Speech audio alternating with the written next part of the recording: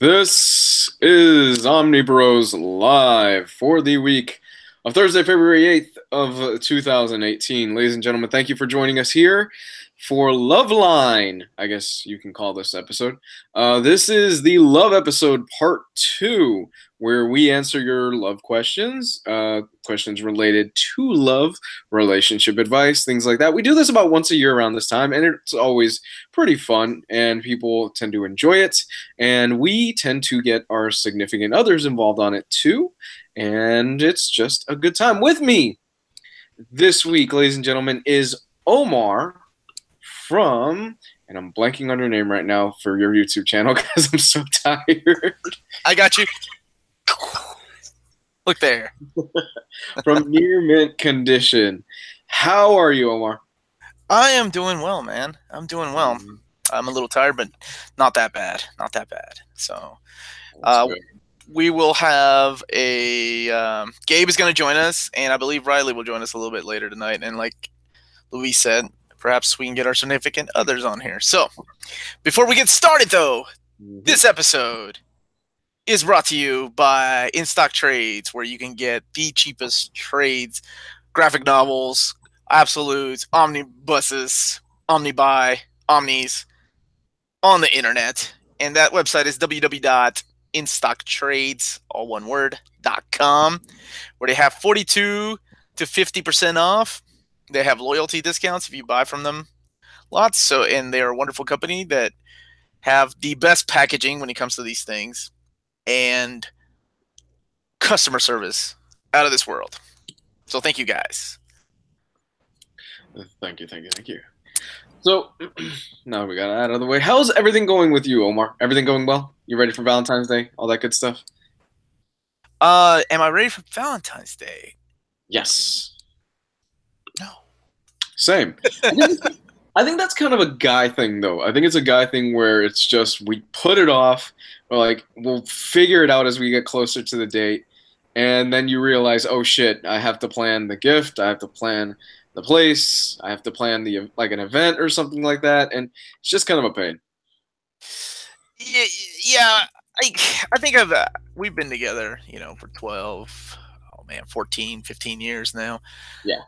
And I think we just, it's one of those things that we still celebrate, but we kind of think ahead of time. Hey, we'll set a limit on how much we can spend with each other. We'll probably grab some dinner. Like, I'll be out of town on Valentine's Day. I'll be at work, so I won't be back until the following weekend.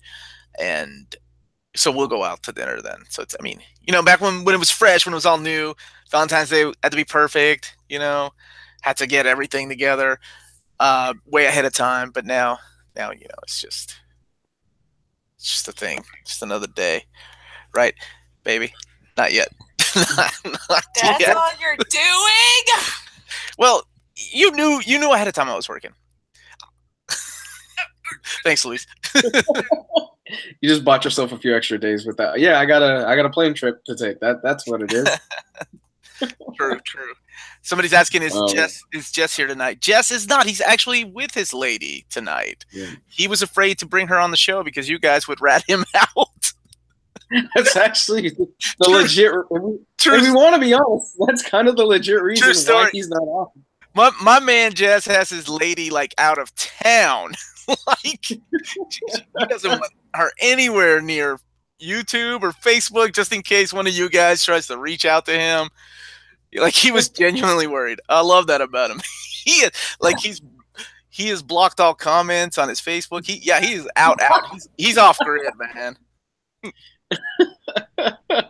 Yeah, there was he named a few people that I'm not going to call out here, but he's like, oh yeah, that bastard would totally rat me out if my wife was on this show.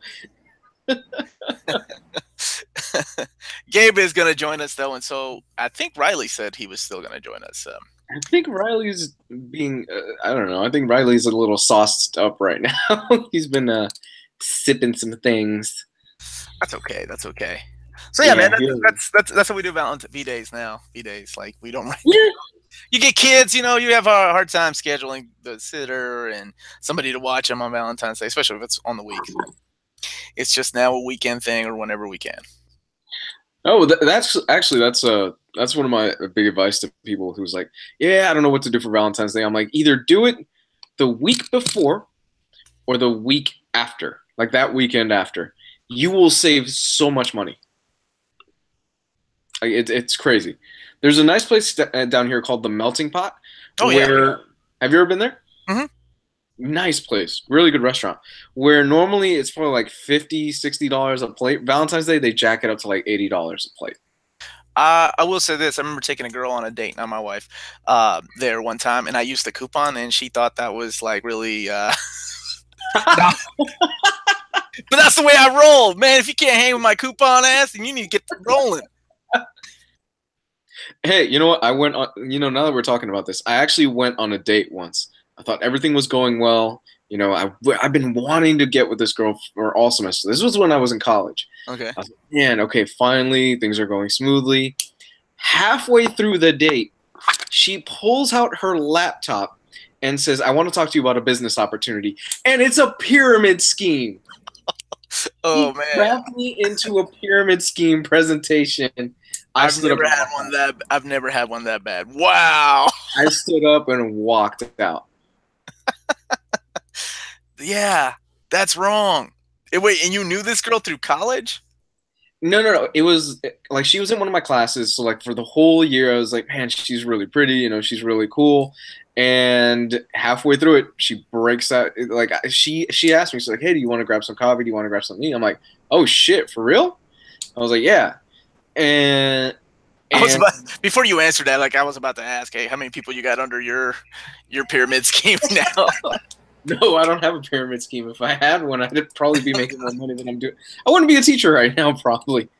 Yeah, actually, Samuel nailed it on the head. It's Amway. It was one of those Amway pyramid schemes. Oh my God, I forgot. These guys know about the Omar using a coupon on a date and cries during sex. Not during, man. How many times I got to clarify myself? And that was hypothetically speaking. It's okay, man. You're an emotional man. Things happen. This is why Jess didn't involve his lady on this show tonight. We should probably preface this. This is probably going to be one of the raunchier episodes. I really came this close to be like, man, we should just call Jess, like FaceTime him on the show. Just out of the blue. Yeah, this is probably going to be like one of the more raunchier episodes that we do because it's a bit more freeform. But yeah, guys, so if you got any questions in regarding to relationship advice or anything like that, let us know in the comments section right now. And if you got any stories, we would love to hear them as well in the comments section right now. Last year we got quite a few good ones. We're kind of waiting for the other guys to show up in the meantime. But in the meantime, Omar, what are some of your favorite love comics? Love comics? Oh, man, I don't read that shit. No, I'm just kidding. One of my favorite, I love this story so much. It's actually The Wedding of Cyclops and Jean Grey. I love that story. It's one of my favorite, they're not even my favorite couple. They're I'm not a huge Cyclops fan. Mm-hmm. I'm not the biggest Jean Grey fan, but I thought the way that it was written, the way that Fabian Nicieza wrote that dialogue, it was wonderful. Their vows to each other. I actually borrowed some of Cyclops's vows for my own vows because I was like, damn, that's a smooth motherfucker. I need to write that shit down. I did, man. There were probably like 2 or 3 nerds in your audience going, wait a minute. But hey, it worked, right? Yeah, man. I had people tearing up, and I'm like, shit, I borrowed that shit right out of X-Men 30. You don't know. And then I got on my list is Maison Ikoku, which is one of my favorite mangas ever. I love that story. It's done by Rumiko Takahashi, the lady that did Inuyasha and the Mermaid Saga. But yeah, I love Maison Ikoku. It's about a kid that lives in an apartment complex, and he falls in love with the manager at the apartment complex. She's a widow. Anyway, hijinks. It's a 13-volume series that came out. Those right off the top of my head, man. I love those 2 stories. I mean, I think the obvious answer for me is Scott Pilgrim. I like Scott Pilgrim. Really? Okay, no, that's a good answer. Yeah, I like the overall relationship with Ramona and Scott, and Scott's kind of a douche. He's actually, people don't remember. If you go back and read those early issues, those early volumes of Scott Pilgrim, volumes 1 and 2, he's kind of a douchebag, not really the nicest guy, and that ends up biting him in the ass later on in the series. Scott Pilgrim is a good one. Have you ever read Blankets by Chris Ware? Oh, wonderful. Yeah. Love that story. Beautiful book. That's a good one, dude. That's a really good one. It's one I relate to on a personal level, mostly because I grew up in a very religious household, and I learned the experience of, you know, going to like those Bible camps during the summer and stuff like that, and meeting your first love there and hooking up there, and let's just leave it at that there. Are we going back to PG now?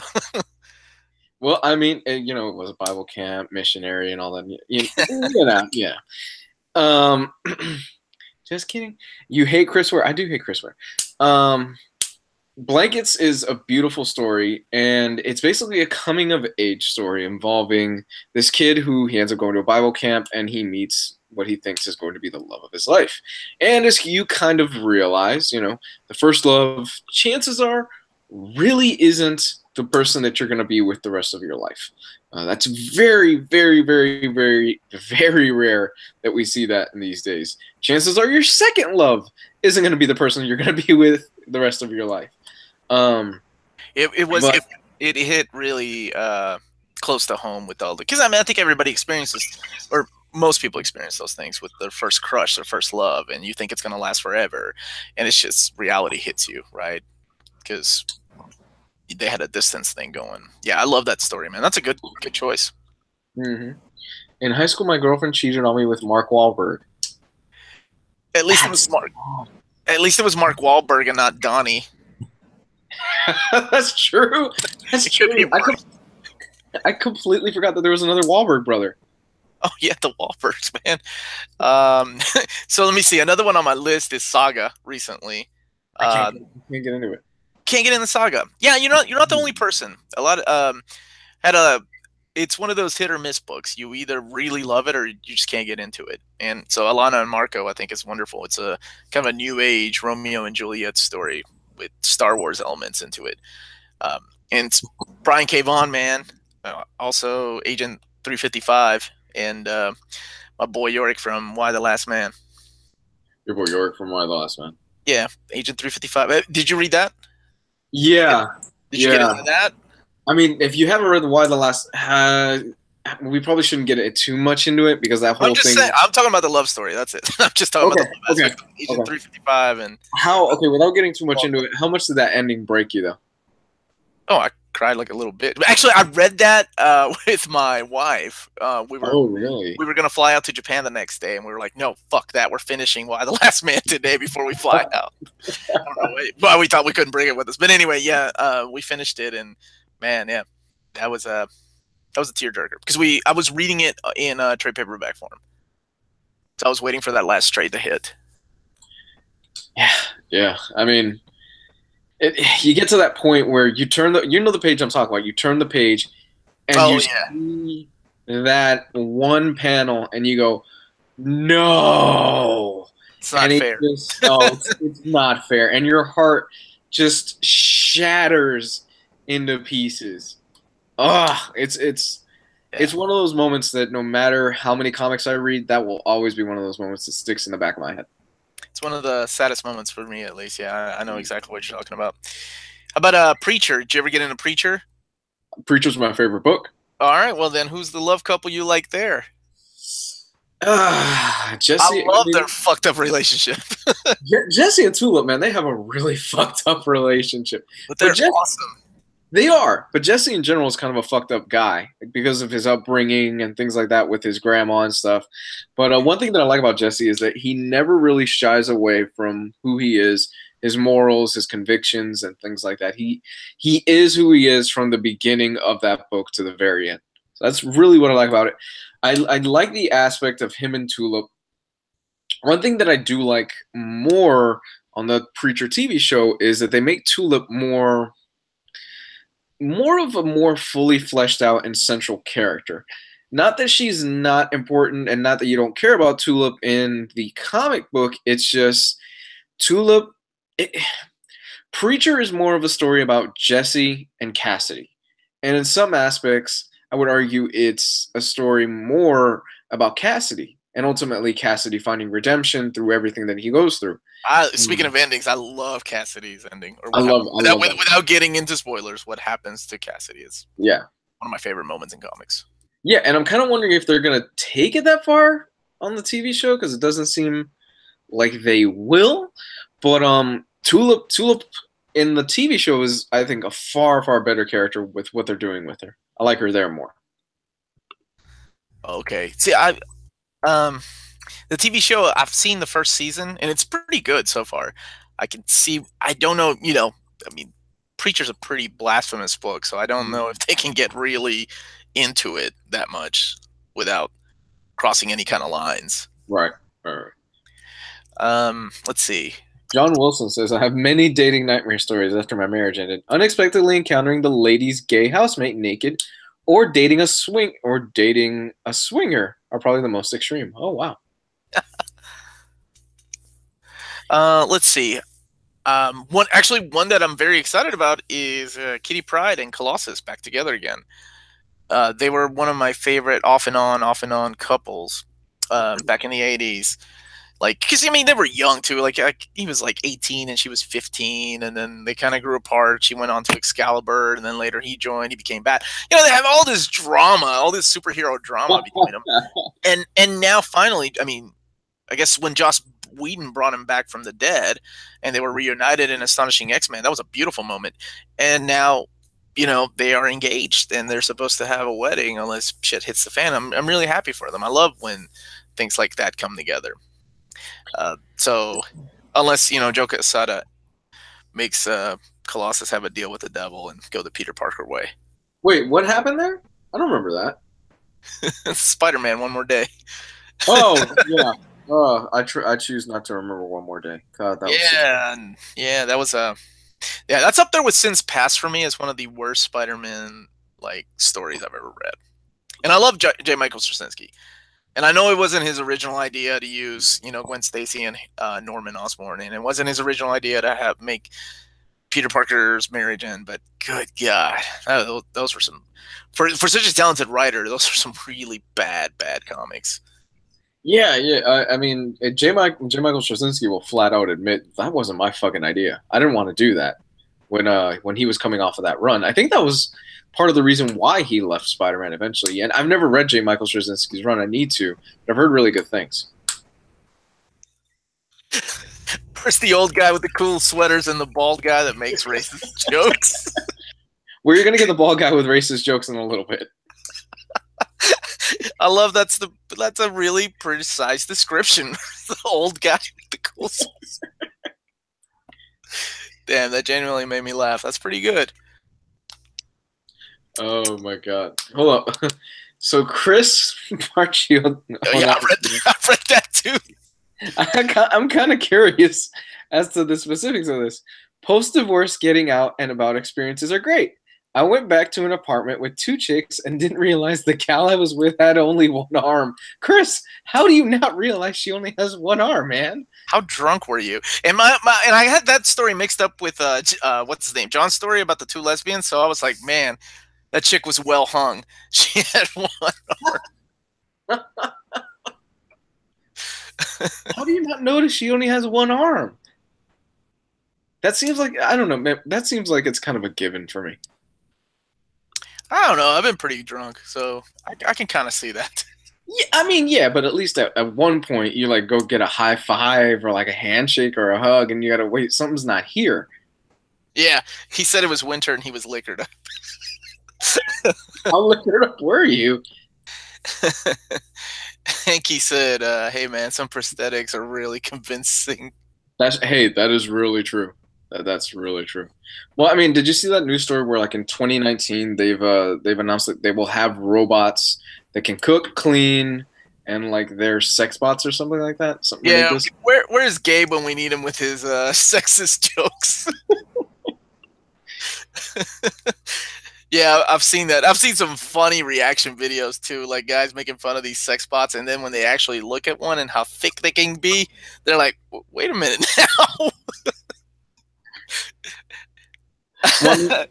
at CES this year, they had strippers. They had robotic strippers. Like they were working the poles and everything like that. But it was like one of those. Do you remember as a kid when they had like the robotic toy dogs? Like they could barely move it. It was one of those basically. Oh, okay. Yeah, it wasn't that impressive.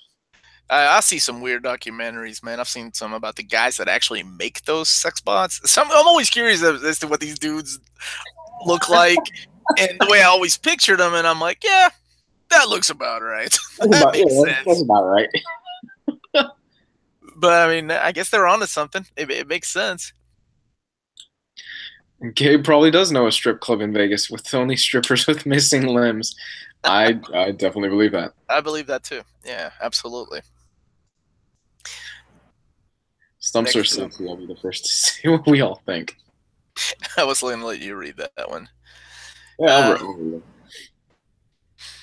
so as far as comics, I think those are my favorite moments. But I did talk about Peter Parker and Mary Jane. I kind of like them too. I like them together as a couple. I thought they were really good together. Well, okay, so is it Gwen Stacy or Mary Jane? Which one's your favorite? Redheads or blondes, man?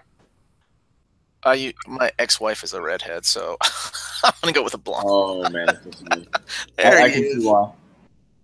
What's up, Gabe? There's the bald guy with the racist comments. The bald guy with the racist jokes. Apparently, that's how you're known around here. Jokes, dude. Yeah, who's washing my dishes and blowing my guard today? I don't know. I think I'm logged in under Omnibros by accident. Fuck. Let me see if I could change to like. It doesn't matter. It's fine as long as you're on. You're good. Right. You're on. People can see you. Okay. What is this bullshit? So we were just talking about love comics and comic couples. So I just asked Omar, MJ or Gwen Stacy?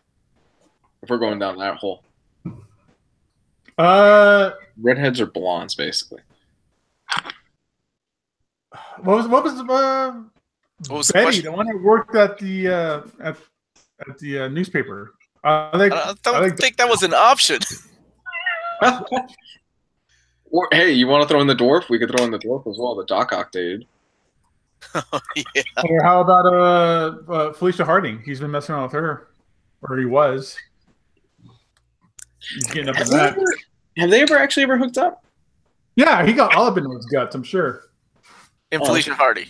Did you write a fanfic? Because I don't remember that happening. Oh, no, wait. That was Kevin Smith's run, wasn't it? Are you drinking Tecate, you stereotypical?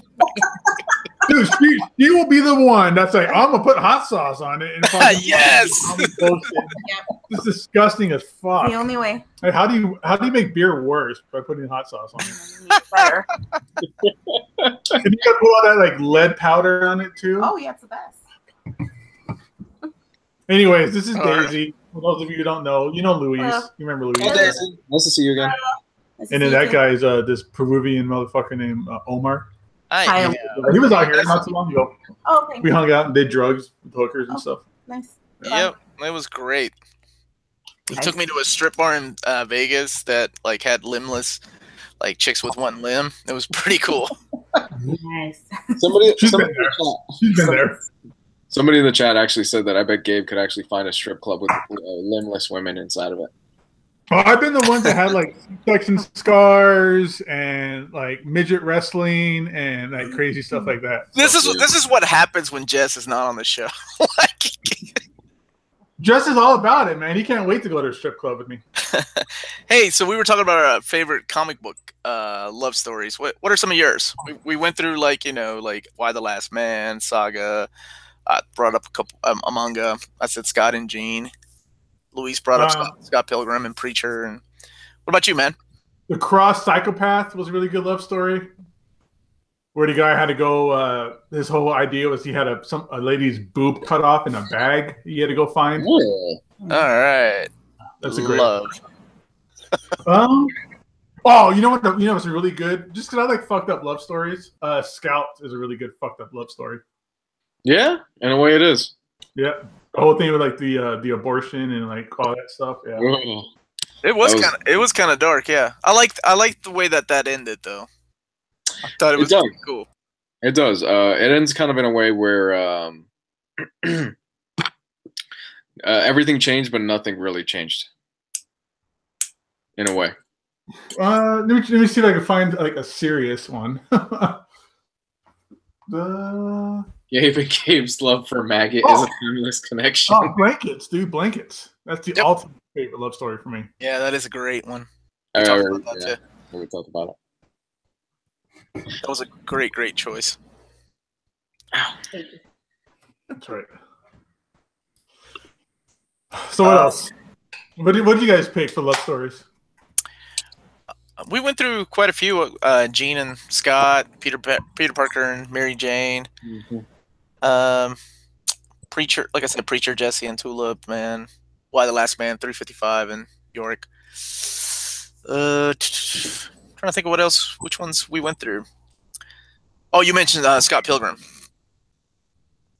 I've never read Scott Pilgrim. Is it too much like a manga for you? Is that why? Yeah, I'm afraid there's gonna be like giant assholes eating food or something. Like that food fight you guys were talking about earlier. Food this wars, manga called like food fight and talk about like giant butts eating food, I guess. Oh, we were talking about earlier. It's gross. Okay.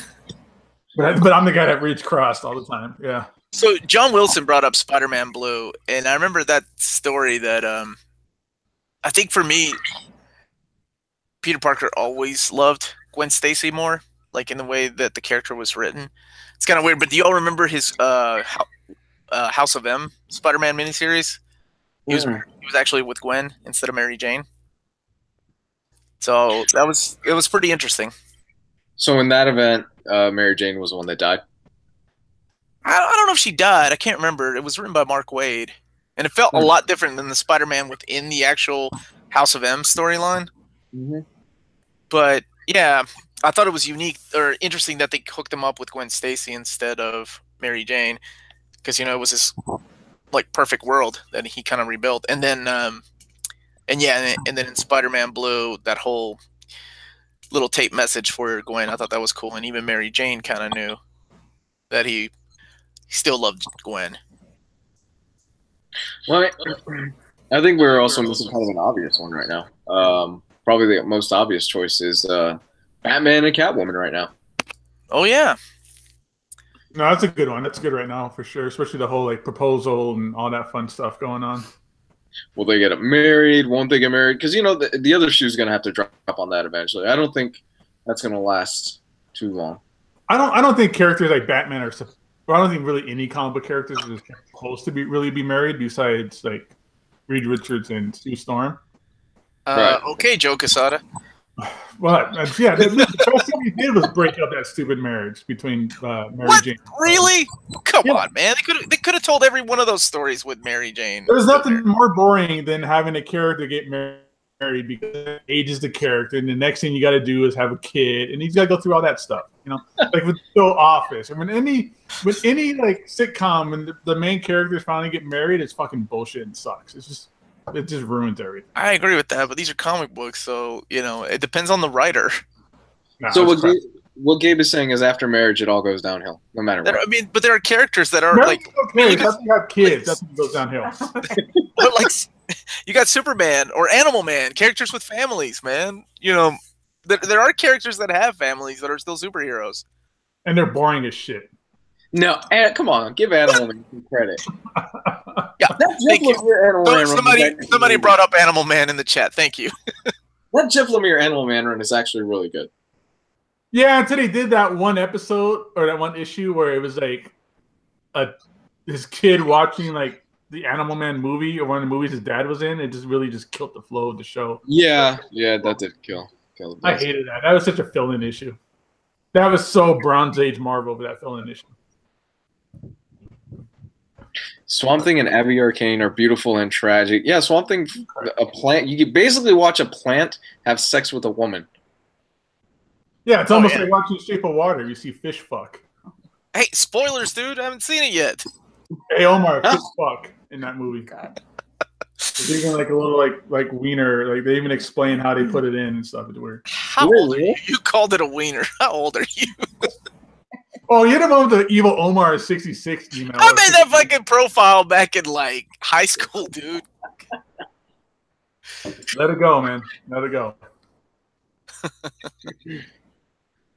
All right. Okay. So, Gabe, any advice for those guys out there that maybe they're thinking about doing a Valentine's Day or asking somebody out for Valentine's Day? Since we have your lovely lady on as well, we could get her opinion on this as well. Just go for it. Just ask them. Dude, yeah. I mean, my experience, honestly, has really been, for the most part, women appreciate it when you're bold and you don't like. It's all about confidence. It's all about knowing that you don't care whether they say yes or no. That, or my advice, even the same advice I give my kids now, is ignore them. Ignore them and let them come to you. No, I'll get a chair. You can sit. Yes, that's the way it works, man. It's just nice guys finish last. I'm gonna go get a chair. You guys can. Front. You need to, just let it happen. Like, let them know, hey, I like you. You're cool. How about you and I, get together and this make something happen? And that's it. Just you have to have the confidence to do it and to be upfront. Mm-hmm.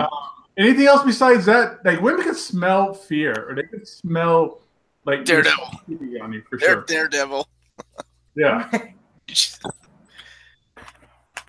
All right. What do you think? Let's get an actual woman's nonsense advice about romance. I don't know. I like honesty. That's right. Honesty is good. Honesty's bullshit. What? You're honest with me, so hey. Everybody makes a mistake. Put it on there. Oh, we got another woman on the show. That's beautiful. Look at that. So what else? So honesty. What's your advice for somebody who wants to ask somebody out for Valentine's Day? I'd just be honest and ask. Just go to like ask. Just go to like the most shady, like terribly lit bar and just wait till 4 o'clock in the morning, and then you got your chance. No. That's Gabe. No. Do not do that. No. Just pick up what's left over. Yeah, whatever's thrown around like the parking lot with scraped up knees. That's your gazelle that you jump on. Do not do that. No. No. That doesn't work that way. That doesn't work that way? No, I don't think it does. No. Here, you need to drink more. Get them drunk too. Like, we learned that from Doctor Strange. Henke says, you guys remember that issue, right? Where Doctor Strange talked about he would get like his teaching assistants drunk and fuck them. I don't remember that. I don't remember that at all. From Doctor Strange. A big old controversy about it being rape. But yeah, I don't remember that. I never read that issue. I'll have to look it up. I forgot what issue it was, but yeah. You know what the best advice is? Don't think up perfect or terrible scenarios before you ask her out. That just kills it completely. Yeah. It's actually really good advice. Don't try to be suave and be like, oh, did it hurt when you fell from heaven bullshit? Like, just talk to them like a person. I think that's a good advice. People tend to overthink it, and they kind of tend to put somebody else on a pedestal. Like, well, what if she says no, or what if he says no, or something like that. The best advice is just go for it. That's the worst thing they're going to do is say no. Like, they're not going to laugh at you. They're not going to like tell their friends and put it on social media or any of that kind of scary stuff that you have built up in your mind of worst case scenarios. That's never going to happen. The worst thing you're going to say is they're going to say, oh, no, I already have a boyfriend, thanks. Or just flat out no. Like, there's not going to be like a confrontation or anything like that. You could just go up to the girl and say, "Find out weep Betty Groff," to see if she recognizes what that is. You gotta keep her. Unless you argue that's the right way to say it. And if she does, you marry her. You put a ring on that real quick. If you do that, then if she knows what that is, it might be a good thing, might be a bad thing. Who knows? It's never a bad thing. Right.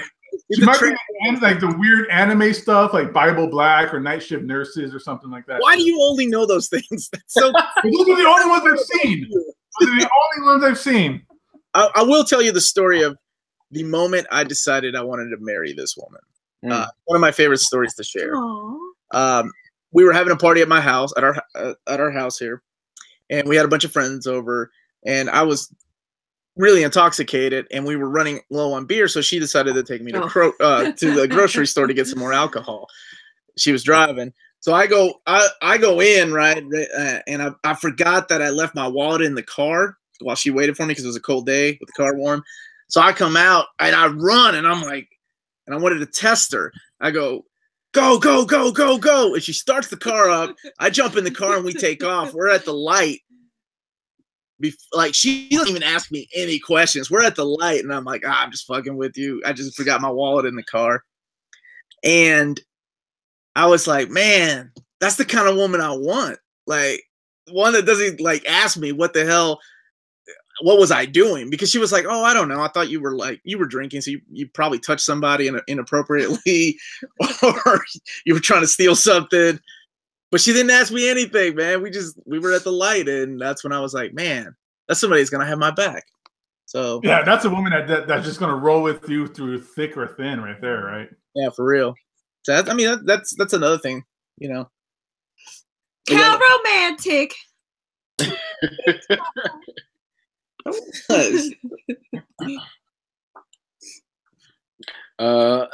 Favorite comic book romance that was never toxic or stayed consistent for a good long time without anything going horribly wrong.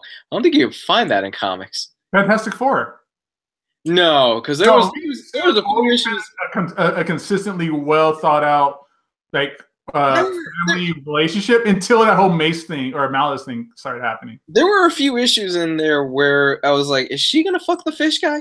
Like, are we gonna have a dude, that's what it was. Fucking Shape of Water is Sue Storm and Namor. Quit ruining it. Because there were a few moments in Hickman's run where I'm like, oh, she's totally banging Namor. And I think in Bendis's run too, during the Illuminati crap, like he would just hit on Sue in front of Reed, and I'm like, dude, he is hitting on your wife. Why aren't you standing up and saying something? Knock his ass out. Fucking Namor. I mean, it is Namor. What's the most Reed can stretch? That's about it. Are we gonna get into like weird sex stuff now between Reed Richards and Sue Storm because they're special powers? No. Okay, No. good. Damn, I had a couple things lined up. So Valentine's Day advice for people that they want to save a little bit of extra cash. Don't buy a wedding ring. Use that money for comics. That's a good one. Yeah. I would actually, we don't have one. I would actually say don't propose on Valentine's Day. Oh, that's lame. I think that's so cliche at this point. Don't get married on Valentine's Day either. Oh, no. Get married on New Year's Eve so that you guys get the taxes for that year. Yeah. That's fucking brilliant. I didn't think about that. That's what we did. Yeah. That is really smart. No, we did it for the taxes. So that way we get insurance too. Yeah. You're working the system. Good for you. Yeah. Good for you. Was not the only reason.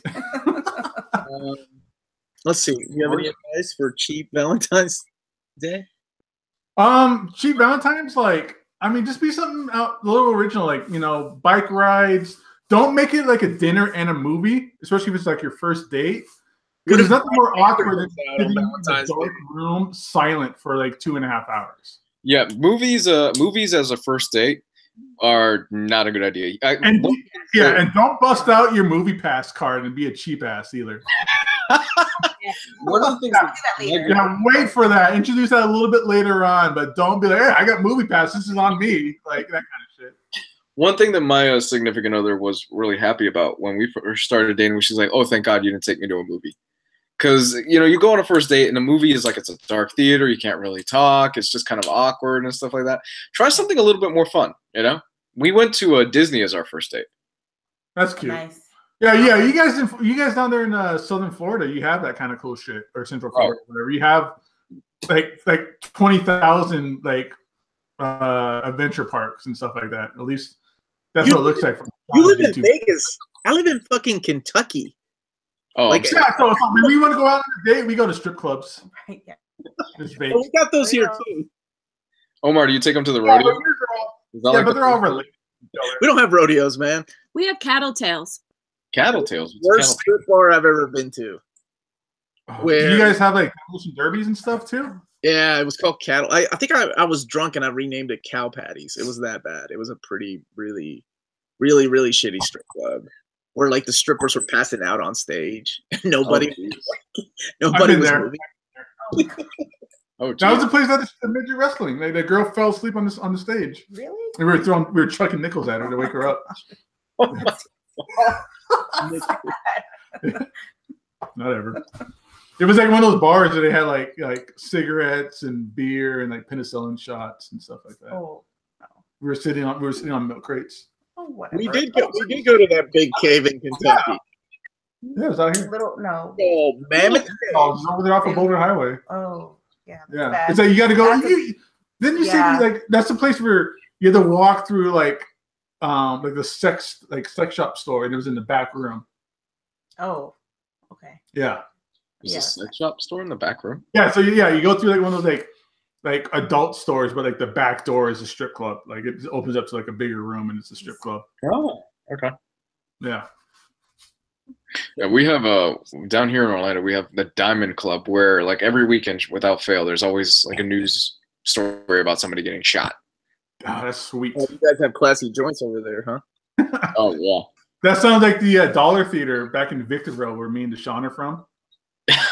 So we would go it's $1, so you go to the theater to see a movie. You know, it's like shit. You know, it's a movie that's almost on DVD. Yeah. You pay $1 and you get to see a movie, and then you get to see like a knife fight in the parking lot afterwards. So it's pretty cool. Omar, introduce your wife. Like, we don't know her yet. Well, I was waiting for you to stop talking. Kidding. This is Melanie. Hi, Melanie. Yeah. This is Daisy. Hi, Daisy. Luis. Hello. This is Gabe. Yeah. Hi, Gabe. My big Thanos statue's right here. Okay. He's compensating. Yeah. Statues like that big. Yeah, Melanie's also a comic book reader. I was telling Luis about the time we read Why the Last Man Before Flying Out to Japan. I heard. We're both crying. Upstairs. Yeah. Well, that's a good question then. What about because everybody always asks like, how do I get my girlfriend, wife, significant other into comics? Like, what's comics that Melanie likes, or what's comics that Daisy's like that? You know, that's something that's easy for that would get other women involved or interested in comics. Mm-hmm. I think the gateway drug for a lot of women is Fables. Oh, I was going to gateway drug. That is a good one. I was going to say Rehypno, but that's something else. Oh, jeez. Chloroform. Yeah. Does it smell like chloroform to you? Score. Fables is typically the book that I tend to turn to when somebody's they're like, hey, I want to get my girlfriend into comics, but I'm not exactly sure where to start. I go with Fables, or Why the Last Man's also a pretty good one to start with somebody who's just getting into it. If she's more into kind of the goth mysticism side a little bit, Sandman's a great choice. Yeah. I would like to recommend things that aren't. What was that? I didn't hear. That's what I was about to say with Sandman, because when I was finished, it was more satisfying than sex. Sorry, baby. Get the fuck out of here. What is you gaming? Oh, Omar's sex puts you to sleep. Oh. Or it's like death and makes you want to kill a baby. no, but I think anything with a good story, and of course superhero comics have good stories as well, but man, independent comics, they're usually better. Yeah. That's what I like. Like, I grew up reading Spider-Man, and I have such fond memories of reading Spider-Man in the 90s, and I promised myself I'd see the movie 6 times when it came out, and she did. And I did. But they were really good stories.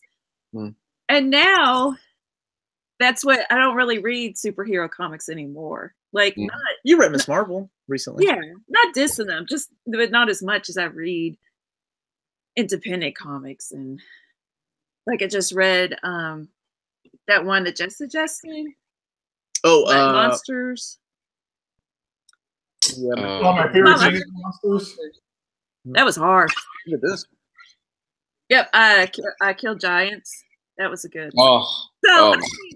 Have you read I Killed Giants, baby? No. I don't think okay, you got to go over there right now, and you got to pick that up. Yeah. Okay. Yeah, it was really good. It is a quick read. And I loved her art. I loved her facial expressions. It was good. So I gave it to somebody on accident and didn't realize the ending was so fucked up, and they got mad at me because the ending is really sad. Oh, really? Yeah. It's not really up. It's sad. That's not fucked up. It's not really a fucked up ending. It's definitely a tearjerker of an ending, but it ends with a lot of hope too when you look on it. She's strong. She changed. She grew. No, it's all about acceptance and like kind of dealing with the inevitable and things like that for sure. Right. Without giving away too much. Yeah. What do y'all think of the trailer for I Kill Giants? Did you all see it? I don't know. It's got one of my big movie sins where the child actress doesn't seem like she can act. That was one thing that I hated about Wonder Woman, and that I joke around with Jess all the time. The child actress in Wonder Woman didn't seem like she could act, so it really took me out of it. Dude, she's like 8, man. Leave her alone, son. I don't give a damn. The girl from Stranger Things is like her age, and she was amazing. So was the girl from Logan. If you can't act, you can't act. Okay. They were a little bit older. Yeah, like the girl from like Stranger Things is probably really 22. It's pretending to be 15. She's like 12. I don't know. But that's something. Louis, what happened to where's your girl at tonight? She's not feeling it. What happened to my what? Your girlfriend. She's dealing with something going on right now in Miami that I can't get into too many specific. I thought I told you, Kat. No, I thought you said that something was going on, and then you said she was okay, or maybe I misread the message. She was gonna be able to make it originally, but at the last minute she had to head out to Miami to take care of some family stuff. Okay. Did you send your wife away, Gabe? I'm sorry? Did you send your wife away? Yeah, I sent her away. She's allowed to be around me for 30 minutes at a time, and that's it. And I got my own space. No, one of our sons is downstairs crying, so she's gonna go check and make sure he's not like eating like glass or something. Eating glass. Eating glass. It happens. Best strip club ever is in Isla Ramona and the Keys. They have a special BLT pizza they get to order, and it takes an hour to make it, so you spend the money on the girls. Huh. Well, a lot of strip clubs out here have like all-you-can-eat buffets. Why would you want to go to an all-you-can-eat buffet at a strip club? That just doesn't seem that sanitary. I never understood those places either. That's yeah. Like titties and tater tots don't mix. That would be a good strip club name, though. Titties and tater tots. Give me some tots. There's a Mexican restaurant here called Tacos y Tortas. And driving by it, I thought it said tacos y tatas, which would be a fucking amazing strip club. Tacos and titties are awesome, dude. All right, I'm gonna go. I'm afraid to go look in the chat, but I'm gonna go in the chat. No, I've been checking it. They're all nice. They're all saying how like it's nice to see us on with our girls and stuff like that. So. Saw a donkey show by accident. Oh, lucky you, mate. I know. I saw a donkey show. Man. How do you walk into that on accident? Like, the question is, how long did you stay on accident? Yeah. Because like I feel like the minute they bring out animals onto the stage, I'm good. I'm walking out. No way, dude. No, that's never mind. I'm gonna leave this alone. We're in mixed company. So Invincible Ultimate Spider-Man's a good gateway to superhero comics. Omar, sex makes you cry. I don't know how many times I've read that tonight. But that's the thing. They're trying to introduce like girls to like comics. I get that on a fairly regular basis at the store. Mm-hmm. Of course, there's Fables and I Kill Giants and strong female characters and Wonder Woman and stuff like that. But after a while, to me, that just seems almost like you're just kind of just patronizing the idea that, oh, you're a girl, so you must like other girl characters. I think it's safe to do anything that's a good story, like Melanie was saying. A good story is a good story, and it's going to hit with you whether you're a man or you're a woman or whatever. So there's been plenty of times I've given boyfriends and husbands like, here's Captain America, or here's Flash. Here's things like that. It really comes down to what else do they like? Are they watching any of the CW shows, or are they watching the movies and things like that too?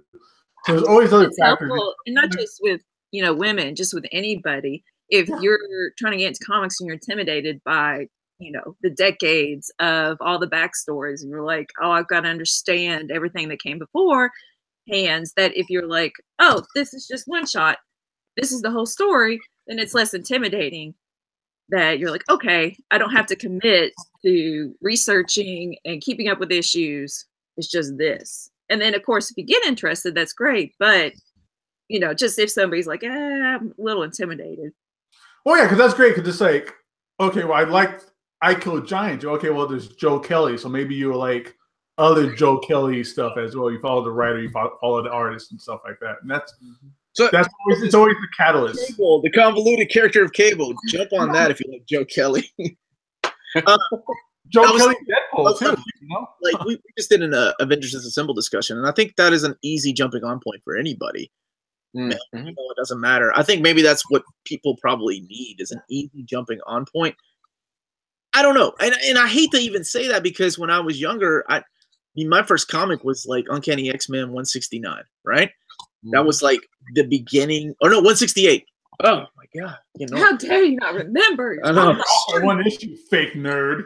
the first appearance of Madeline Pryor, right? I didn't know any of these characters. I was like, this chick can like turn herself into a ghost. So I mean, that was a kid, and I wanted to know more, so I bought the next issue. And next issue, back then we didn't really have things like we have now, like graphic novels where 6 issues are collected in one trade. Now things are like easier and more accessible. So I hate to even say, oh yeah, this is a perfect jumping on point because I think anybody that picks up any comic can be a jumping on point as long as you get it, as long as you dig the characters and you want to know more. Mm-hmm. Well, and here's the thing too, like that's why trades are these things are so much better. A lot of comic book stores these days don't carry back issues, so it's really hard to start off in the middle of something and be able to like go backwards or continue forward. Because a lot of shops just don't carry back issues. You can't get those extra issues, or this happened in an issue like 20 years ago that you might want to research and read as well. So that's really hard to get into. Yeah, I mean that's actually a really good point, especially with a lot of shops they just won't bother with the whole mess of having long boxes all over the shop and stuff like that. It's much easier to give somebody a trade versus, oh, here's a single issue of X-Men, and then they read it and they go, okay, what's next? And then you got to go and hunt for the next one, and then you got to go and hunt for the next one. So I think somebody starting out, it's better if you just give them a trade or a nice little collected edition, and think about it being kind of as a one and done thing, where it's like, okay, this is just one collected story that I think you would enjoy. You don't need to read anything else. You'll be fine with it. Here you go. And that's why Image stuff is so good to get into as well, because their first trade paperbacks are usually like $10. Which is just like the perfect starting off point. You get that first trade, it's $10, so like the commitment into it isn't that much. So things like Saga or like East or West is $10 to kind of just figure it out and get into it as well. So that's always really good. And you don't have to worry about this giant universe too when you jump into Image, because they're all little pocket universes. They're all their little thing. Like Walking Dead doesn't really coexist with like Invincible and things like that as much as you want it to, Gabe. Or for that matter, I mean, back in the day when it first started out, like Savage Dragon and Shadowhawk and Youngblood, all that stuff, all those comics used to cross over with each other. But now you don't really get that in yeah. And like anything else, think of what that person's interests are. Do they like the Walking Dead TV show? Then maybe I should probably try and get them the first trade and see if they like that. Are they into, I don't know, Supernatural or Once Upon a Time or the Riverdale TV show? Think about what their interests are and then go to a comic shop. And if you have a good shop and if they have good employees, they should be able to help you and direct you to a certain book that they should like. No, that's key. Like I was saying, you can't just go in. People go into the shop and go, hey, I have a kid. I want to get them to read comics. I want them to start reading. If you go to a good shop, their next question should be what Luis was just talking about. Like, well, okay, what else do they like? You just can't say, well, here's Captain America. Everybody likes Captain America. This is an issue of Crossed.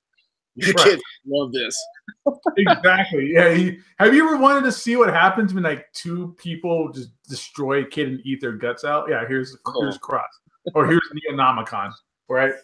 But no, there should be a factor of here's what do you like? Because selling comics isn't just, oh, somebody picked a book up off the shelf and brought it to the counter and you rang them up. That's not selling comics.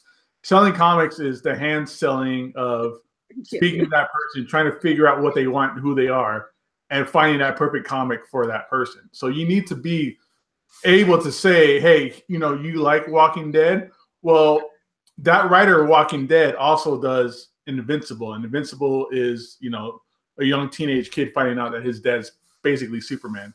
And, you know, it turns into like a super violent breakout fight scene too. So I used to have a comics library in my classroom. I taught high school freshman English.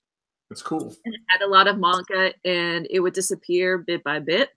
And I had to go and just the manga, that's what they'd walk away with. But yeah, that's what a lot of the teenagers really liked was manga. Like I had Spider-Man, Batman, but they didn't really read those. And then Sandman I had locked away. Those are for special students, and I let them borrow it because Omar got the absolute version. So and I'd be like, do not let your parents see this book. What Melvin, let me ask you, what manga did you have in your classroom that the kids really enjoyed? Huh? What'd you say? What mangas did you have in your classroom that you enjoyed? Really silly, cheesy mangas, honestly. Yeah, Naruto and things like that. I would buy them at half-price books, so they weren't a complete set. Mm-hmm. And, you know, they were at half-price books. You know, somebody sold it to them, so they weren't like really high quality manga, but I mean they would eat up anything they could get their hands on. But yeah, Naruto, silly girly books, which I love.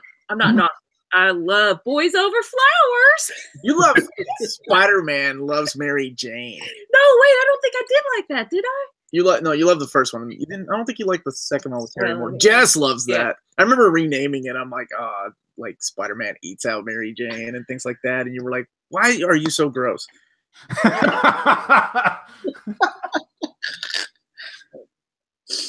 Spider-Man pulls out a Mary Jane. But she also taught like in a very country school too. So I find it very interesting. I was the geeky teacher. All the geeky kids, like. Oh, that's right. Yeah, they drew connect to you. with. Yeah. That's cool. I remember I had that teacher in school too that would let you hang out in his classroom and read comics and draw, and people would play Magic in there and stuff like that. Oh, so, cool. Yeah, that's always cool. I think back when I was in high school, I think every high school has that one teacher that like they relate to the kind of the geeky or nerdy or outcast kids, and usually they might have like a club or something like that after school and things like that. We had the Japanese club. Did you really have a Japanese club? Oh, that's really cool. It was a manga club. Oh yeah, it was anime club. It was my first year teaching, and I was all like, "Oh!" The student said, "I want to study Japanese culture." I'm like, "Oh, that's great! Yes." No, it was the anime club. Which here's Japanese culture. Yeah, let's introduce the kids to Hellsing and Food Wars. Yeah, Food Wars and Food Wars. Why do you remember that? Because you told me it was about butts eating food, and it made me think of that South Park. No, that's not at all what it's about, man. Dude, if it's not, that's what it should be about. Because that sounds amazing. Yo, for real though. When she comes back, she does love Berserk. Like that's like one of her favorite manga. I don't know what that is. I know we have a butt ton of it at our warehouse. I should probably start stocking it in the store, maybe. Berserk is amazing. Like that's my favorite manga. Well, I know you, Luis, and I know Riley are just really pinching your nipples over that book every time you guys talk about it. Berserk. Yeah, see. And we only get like one every one. And we're getting another one this year, so I'm excited about that. When you think about it, Berserk is kind of a fucked up love story. Oh, absolutely. Between Guts and Griffith. Yep. Well, here's what's funny too. Now that Melanie's coming back, between Guts and Costco, it's all about Griffith and Guts. Oh, it really is. No, let's be honest. Okay, that is a gay relationship. Okay, they are in love with each other. Yeah, like Guts is the tough guy, tough, strong dude that just doesn't want to admit it. Absolutely. I'm not gay. No, I'm not gay. Yeah, right. You know what? I bet Omar always wins that gay chicken. What is that? I don't know. I heard something. I don't know. I heard stuff. Nice. Somebody in the comments said Hanayori Dango was great. Oh yeah. I don't know what that is. Flowers. Yeah, it is. That was Sakura Darling. With a name like that, you figured, yeah, she knows what that Kitchen is. Princess. She said her high school had an anime club too. We would watch Ghibli films all the time. Studio Ghibli. Yeah. How are you not into Studio Ghibli films, dude? I don't know what that is. My Neighbor Totoro. All these movies. Like, you like animation. Yeah. I don't know what that is, dude. Sorry. I mean, is it Kim Possible? Is that what we're talking about? Or wow. Gargoyles? Bitch. What's a snitch? What's the snitch? Yeah. Somewhere right now, there's an otaku that is fucking mad at Gabe. Oh, whatever. Then fine. They could go ahead and take their dick out of whatever like pillow they have in their bed. It looks like a woman. Yeah, we were talking about Berserk earlier. Yeah, she loves Berserk. Yeah, Omar said you love it. Gosh, wait. Gabe has he doesn't know what it's about. Berserk is one of the most fucked up love stories. Like I was telling Omar, between Griffith and Guts. It's a love story. Yeah. Ultimately. Yeah. Because Casca's really boring. Dude, not to be mean, but Casca gets really boring. What's good? Okay, this isn't giving anything away, but I watched the movies first, and I genuinely prayed at the end of the third one. Like, I'm not joking. I was like, dear Lord, this is really scary. And I remember that. And I remember sitting there grinning, going, yes, it's still fucked up as I remember. But I like it because he never gives up. And it's crazy, insane violence, like over the top fantasy violence. And I love that. And yeah, just like it's kind of inspirational because he won't give up when he's, branded and such. Oh, yeah. There's some shit in there that would make George R. R. Martin go, dude, tone it down. I love Berserk so much. I have the Brand of Sacrifice tattooed right here. No, you don't. Right here. See? Right here. Right here. Oh, I can see it. Is that it? No, it's not. Dude, that's the Final Fantasy X symbol. You would be messed up to get that tattoo. Oh my gosh. You would have, you'd be insane. Anyone got that tattoo? Move. I've seen people with it online. It's pretty dope. I don't know if I would. Well, I couldn't do Luis it. has a couple. Doesn't Luis have a couple like anime related tattoos? I have one. I have a Full Metal Alchemist symbol on my chest. Oh, damn! You really like Full Metal Alchemist. That's cool. Yeah, I have a transmutation circle tattooed on my chest. Take it off. Take it off. Take No. it off. And I have the Hyrule shield on my arm as well. So yeah, that's what's up. All right. So you guys want to take it to the chat for the next few minutes, and then oh my god, we watched Grave of the Fireflies in the Anime Club. So Grave of the Fireflies is one of the saddest anime I've ever seen. But if you want to cry even more, watch Barefoot Gen, because that shit really happened to the guy that wrote that story. Oh, really? Who was it? Was it the bombing in Hiroshima or was it the Nagasaki bombing? I don't remember. I think it was the Nagasaki bombing. Same thing. It was fucked up. Like, it's one of the saddest, most terrifying anime I've ever seen. And the fact that it actually happened to the author made it even worse. It's called Barefoot Gen. Barefoot Yen? Yeah. Anyway, yeah, you guys want to take it to the chat for some questions? Sure. Did we do IST spots? Yeah, Yep. we did it. Right. Okay. Yeah, we got that covered. I'm just making sure, man. Hey, Omar, when you get a chance, probably tomorrow morning or whatever, could you spot check Cameron about what we talked about earlier? The code. Oh, yeah. Yeah, okay. I didn't want to say it on the show, but I said it on the show. Anyway. Key and code. Okay. Yeah. All right, let's take it to the chat. Let's see if you got we got questions there. Yeah, guys, give us questions on the chat. Anything about, this is Valentine's Day, so relationships, we still answer comics, I guess, or man boobs. I'll come up with one and I'll throw you guys one out, and I want you guys' opinion on this. What is a good place to meet somebody who is kind of like a nerdy or geeky side? Tinder? I don't know where kids hang out anymore. Grinder. I would think cons, right? Like maybe cons, but isn't that a rule at cons? Like, don't hook up at cons, or no. The rule at con is don't touch a cosplay chicks in the butt. That's that's a big one. Yeah. No, I wouldn't say cons because cons is so just chaotic and everybody's kind of on their own, like in their own world and doing their own thing. I mean, if you have the after parties are cool though. Like, They have raves and shit now. Oh, I led that poor boy on that one time. That poor boy named Omar. It's my dream to be kissed by Satan from Xenogears. My wife's such a fucking nerd. And I saw him. And I yelled out the window and he bowed to me.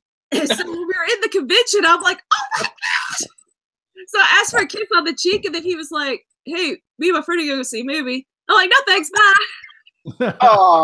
Also, if you're that dude in your circle of friends that has the fucking hat, the derby hat, or not derby hat, but the fedora. Yeah, if you're the guy wearing a fedora, fucking burn that motherfucker right now. That's not going to get you anywhere at all. How many times have you tried, Gabe? Enough to know that doesn't help at all. You gotta wear it like Denzel, not Steve Urkel, man. Yeah, if you're that guy that has that hat, that's not gonna happen, dude. Please. Or if you can't grow in a full beard, if you have a neck beard, get rid of it. No, but honestly, places to meet other like nerdy type women or maybe even men. It's gonna really just maybe like a community thing. Maybe you have a theater in town that shows like those types of movies. Maybe there's a theater that shows anime or that shows old B movies or something like that that kind of draws a crowd of that kind of person. Or maybe comic book stores in your town has events or something like that. I think that is going to be the best bet because it's local, it's safe, it's in a well-lit area, things like that. In our town, there's a lot of geeky events at the library, which that may make it even geekier, but I think our library is great. And that's how we became really good friends with a couple of cosplayers that Tina on the Ambient Condition. But there's a group through Facebook, Get Geeky, where they could get together to eat. And they do. Have yard sales. That's cool. It's cool, man. It's all co-ed, and I'm sitting here thinking, like, man, I wish that stuff was around when I was younger. Oh, dude, when you were younger, like when we were kids, you couldn't find anybody who was like you. It was like a secret, like shame that you didn't tell anybody. Right. Well, back then also it wasn't cool to be into this stuff. You would get picked on and shit for it. Now it's like, oh yeah, you like comic books and it's mainstream. You like comic books, you like video games and things like that. It's more accepted these days. Right. Oh, I remember something I did in college. It's really innocent. Wait, what do you think I'm gonna say? No. I put a bunch of buttons on my bag, hoping that we could strike up a conversation, like me and somebody. Oh, she means like pins. Yeah, like, no, that's cool. That's like a geek flag right there. Yeah. Yeah, and it actually worked. It did. But I guess nowadays, it's kind of the cool thing. Like you can get those anywhere. It doesn't necessarily mean you were like a huge fan of it, but that's what I did. Like, put things on my backpack and hope somebody recognized it and talk to me. Never. And also, if you meet somebody like that, never try to quiz them. Don't be that guy. Oh, jeez, nobody likes that. Yeah, we've all been there. I think we've all seen that. I see that at the store. There's a question in the chat right now. I guess it's for my wife. It's what stuff does Omar own that makes you go, yuck? Why? Now she's pretty open-minded about some of these. Just about everything behind you, right there, brother. No, she's good with those. Oh no, this is Transformers. I remember that one room. Your weird underage girls' sex room like toys. That's the weird stuff. There is one figure in particular that she goes, "That's gross." Put that on. Make that the centerpiece of your dining table. That's it. She's trying to get it right now. Don't knock down. Like on Thanksgiving, that's like the cornucopia. Like that's everything. The food's all around that part. That's what you do. No, I'm getting two examples. Wait, okay. Wait a minute. Now let's go ahead. No, what is that? I don't care. This is okay. I don't care. She can have a spiky dildo. She's from the Queensblade series. There's an actual thing. Dude, Omar, I got something at the store. I'm gonna take a picture of and send it to you, dude. This is what I care about. This is yuck. Why? Look, these boobs boobs big are old titties? stupid big. It's like this is twice the size of her head. You can tell it's just stupid looking. That's it. Don't That's see it. anything wrong with this that. Is the one I don't have a problem with this. I have a problem with this. I immediately thought of the guy that got in 7 that he got messed with like the bus guy. Yeah. So the problem with these figures is I'm a completist. So those are from the Queen's Blade run. Like, so I made the mistake of buying 2 Queen's Blade figures, and then I'm like, well, I gotta buy them all now because I'm gonna be a dork if I don't. And so those 2, I'm like, man, I don't know about these. Well, the little one with the between her legs, yeah. Also, find somebody that loves you for like what you're into, and it doesn't like shame you because you like comics and stuff like that. No, that's super important, dude. Thanks for bringing that up because you don't know how often. Yeah, we get guys who come into the store, even girls too. Like people come to the store, and it's like I really want to buy that book, and it's kind of expensive, but my wife, husband, boyfriend would kill me if I bought that, and it's just like.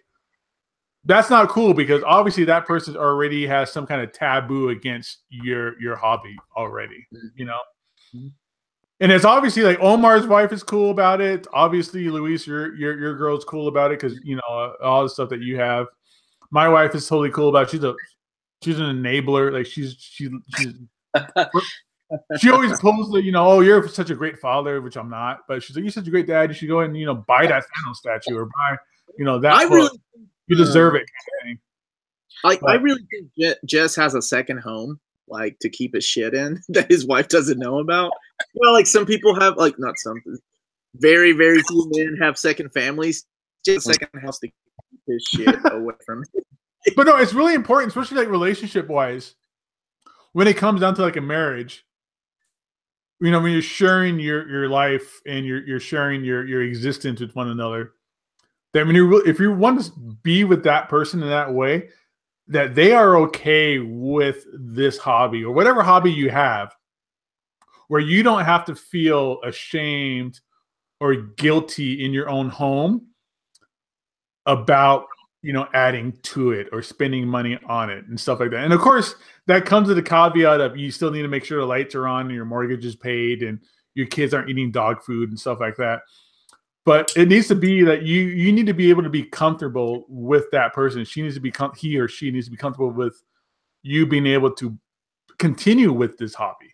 It's not fair when it must be very difficult for somebody out there who has a wife or a husband who just is completely against and turned their nose up to whatever their hobby is. Like that must be really difficult for those kinds of people. And I hate seeing that. Just wives ruin everything in that respect. They don't respect what you like. Now. Trying to put that back up. Yeah, man. Don't drop the broken. Don't drop that jagged dildo. That's But maybe that's something like I don't. I mean, what do you guys think about that? What I just said about how it's important that somebody is is okay with this hobby or whatever hobby you have. I think so. 81 is asking what Infinity Gem is making Gabe talk like this. I'm gonna go with the Tecate Infinity Gem. Yeah, the Tecate Infinity Gem over here. I've had like 3 of these almost. Because I peer pressure Daisy and opening hers, and she took like 1 sip out of it. But a true story. Somebody says, Trigonosis says, true story. I got 2 girls I dated in the past in the comics by reading Civil War. The ladies hate Tony Stark. Huh. well, Luis, remember that story you told about your girl who went on a date? Oh, jeez. Guy she was on a date with was like, I got to take off because I just bought a Transformer. I'm going to go home and play with it instead. Yeah. So the competition before me that dated the lovely woman that I'm with right now was not. They set the bar so low, a guy in a wheelchair could have jumped over it. Wait. What's your girl's name again? You said Transformer. Yeah. She didn't live in Kentucky, did she? Your girl never lived in Kentucky, did she? I said your girl. No, I didn't hear you. What? You did not live in Kentucky, right? No. She didn't live Oh man, Omar, Eskimo brothers, man. Oh jeez. what ended up happening was she went on a date with this guy. He's like was trying to hook up with her the whole time. Halfway through the date, he couldn't finish the date. He goes, "Hey, I gotta go home because I bought a Transformers toy this afternoon, and I'm gonna go play with it. I'm gonna drop you off, and I want you to have the good rest of your night." Wow. Well, I mean, yeah. Which one was it though? Like, no. Was it like a Masterpiece Optimus Prime? You know, yeah, was it MP01 or MP10? Like which one? And his, I think it was like a Gen 1, like I think it was like a Gen 1, what was it?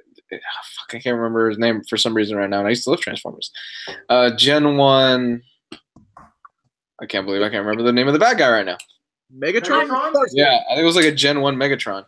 One of our first dates, we went to Keeneland, and with the $18 I won, I said, I'll be Transformer. That's right.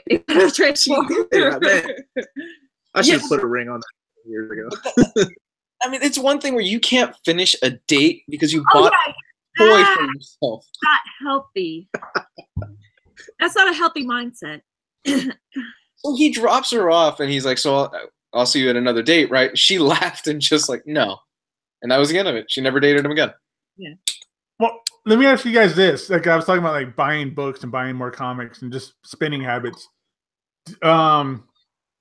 Do you guys have like an agreed upon like budget, or how do you guys kind of make this not like a difficult situation when it comes down to spending habits? Yeah, Omar. I don't. Damn, Gabe, I didn't know we were going to talk about this shit. You can plead the fifth, man. That's cool. You can plead the fifth. Like, whatever. No, I just wasn't on this show. Like you said, he does not let the lights go out. You know, we always have enough money. And it's helpful to have limited space because you have to sell things off to get new things. I do, yes. That's right, man. You got to buy toys with toys or buy comics with comics. I remember when we went to Japan, like one of my shelf of, I think it was DC figures, literally paid for like my ticket and like a lot of toys that I bought in Japan. Let's do that to go to France. All right. No, I don't. I like the figures I have now. I don't need to sell anything. Gabe. Gabe, God damn it. Yeah, don't pull up the calculator and start like, adding out what you got around you. Like, that's scary.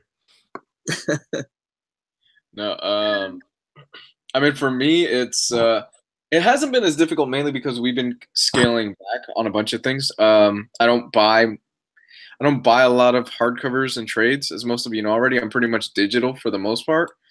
Marvel Unlimited saved my ass a lot in terms of money. Over the past few days, I've been wanting to read a lot of Marvel for some reason. Just been in the mood, and I'm like, okay, well, I'll start with Hickman's Fantastic Four. I'm like, okay, boom, there it is. So that helps me out a lot. In terms of budget-wise, I mean, if you're tight on budget, there is a website that we always recommend that you can go to get up to 45 to 50% off new releases. Omar, why don't you tell them about that, because it's been a minute. Yeah, sure. Thank you again to our sponsors, In Stock Trades, where you can get new releases up to 50% off. And most publishers like DC, Marvel, Dark Horse are 42 to 50% off. Everything else is about 30% off. Biggest discounts on the internet, www.instocktrades.com. Hey, Did we lose Gabe? Gabe like spilled Tecate all over his laptop, or Oh, I'm here. I gotta take a leak. Dave K said something funny. He said, "My fear is when I die, my wife will sell my collection for what I told her I paid for everything." Baby, I got this for $100. Look at all these books. Dude, that is for real. Yeah, that's scary. I have a fear, like, when I die, like I always joke about this. My kids are not gonna give two shits about my collection. They're gonna let their boyfriends or husbands sell this shit off. You called something the other day a toy, and Lydia said it's a collectible copy. I am very lucky. My kids respect, like when they're down here, they are so careful. They're like, don't touch Poppy's stuff. Like they know. And Alicia's good with her 6-year-old little tiny fingers to set things up. She can balance it. Well, Omar, you told us like something happened with one of your kids and they felt really bad about it, right? Like they mess around with something. Like your peanuts. Lydia broke one. It was my Peanuts collection book. Oh wow! Broke the spine off of it, and she called me crying, and she said I could like rip one of her books. And it's like, baby, no. I mean, it was an accident, things like that happen. Yeah. He was crying. I felt so guilty. She's such a good. She does nothing like me. She gets that from her mom. She's a good kid. My girl knows how to scare me. She threatens to bend a corner on one of my hardcovers. Oh, dude, do you remember how she never used bookmarks. She used to fucking like bend you used to do this. She would take the manga. She'd bend the page. Yeah, she would do this little number right there, bend the little corner. She did it to a couple of my manga, and I'm like, I about broke up with your ass. I was like, don't do that shit. Well, since my girlfriend's or my wife's not here right now, how was it when you introduced Melanie to your collection? Was there like an introduction period, or did you have to like kind of like warn her or break her into it at all or anything, or what?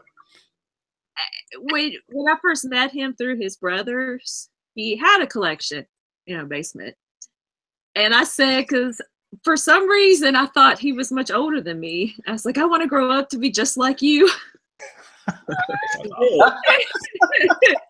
And yeah, I thought it was really, really cool. And now I have it too.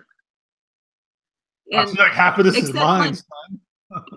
No, I'll catch only if 100 are mine. Well, you get some of this stuff too, yeah. But that's how she was introduced to that stuff. So I already had it, and she thought it was cool. I just straight up told her, "Yeah, I've got comics." She was cool with it. I was like, "All right," because I mean, you can only put it off for so long until eventually they'll come to your house and they go, "Oh, what's this?" And there's like a whole bunch of bookshelves full of comics and stuff. So eventually they're gonna find out. So don't lead with it, but kind of eventually lean into it, I don't think you can prep anybody for those Queen's Blade figures, though. I don't think, like...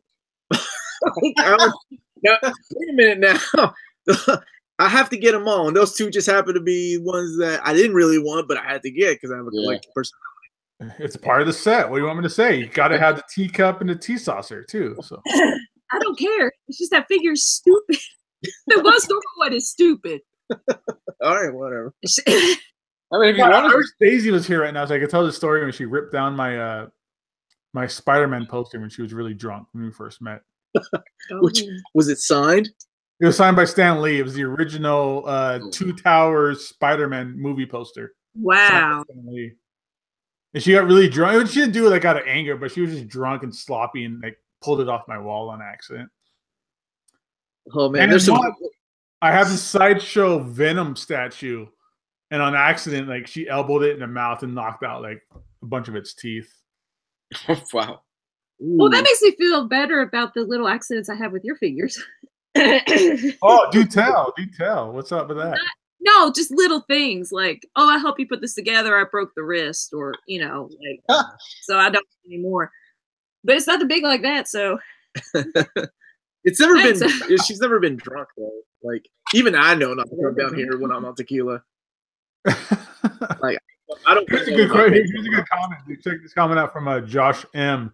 My fear is when I die, my wife will hook up with another nerd who likes comics, and he gets my shit and my wife.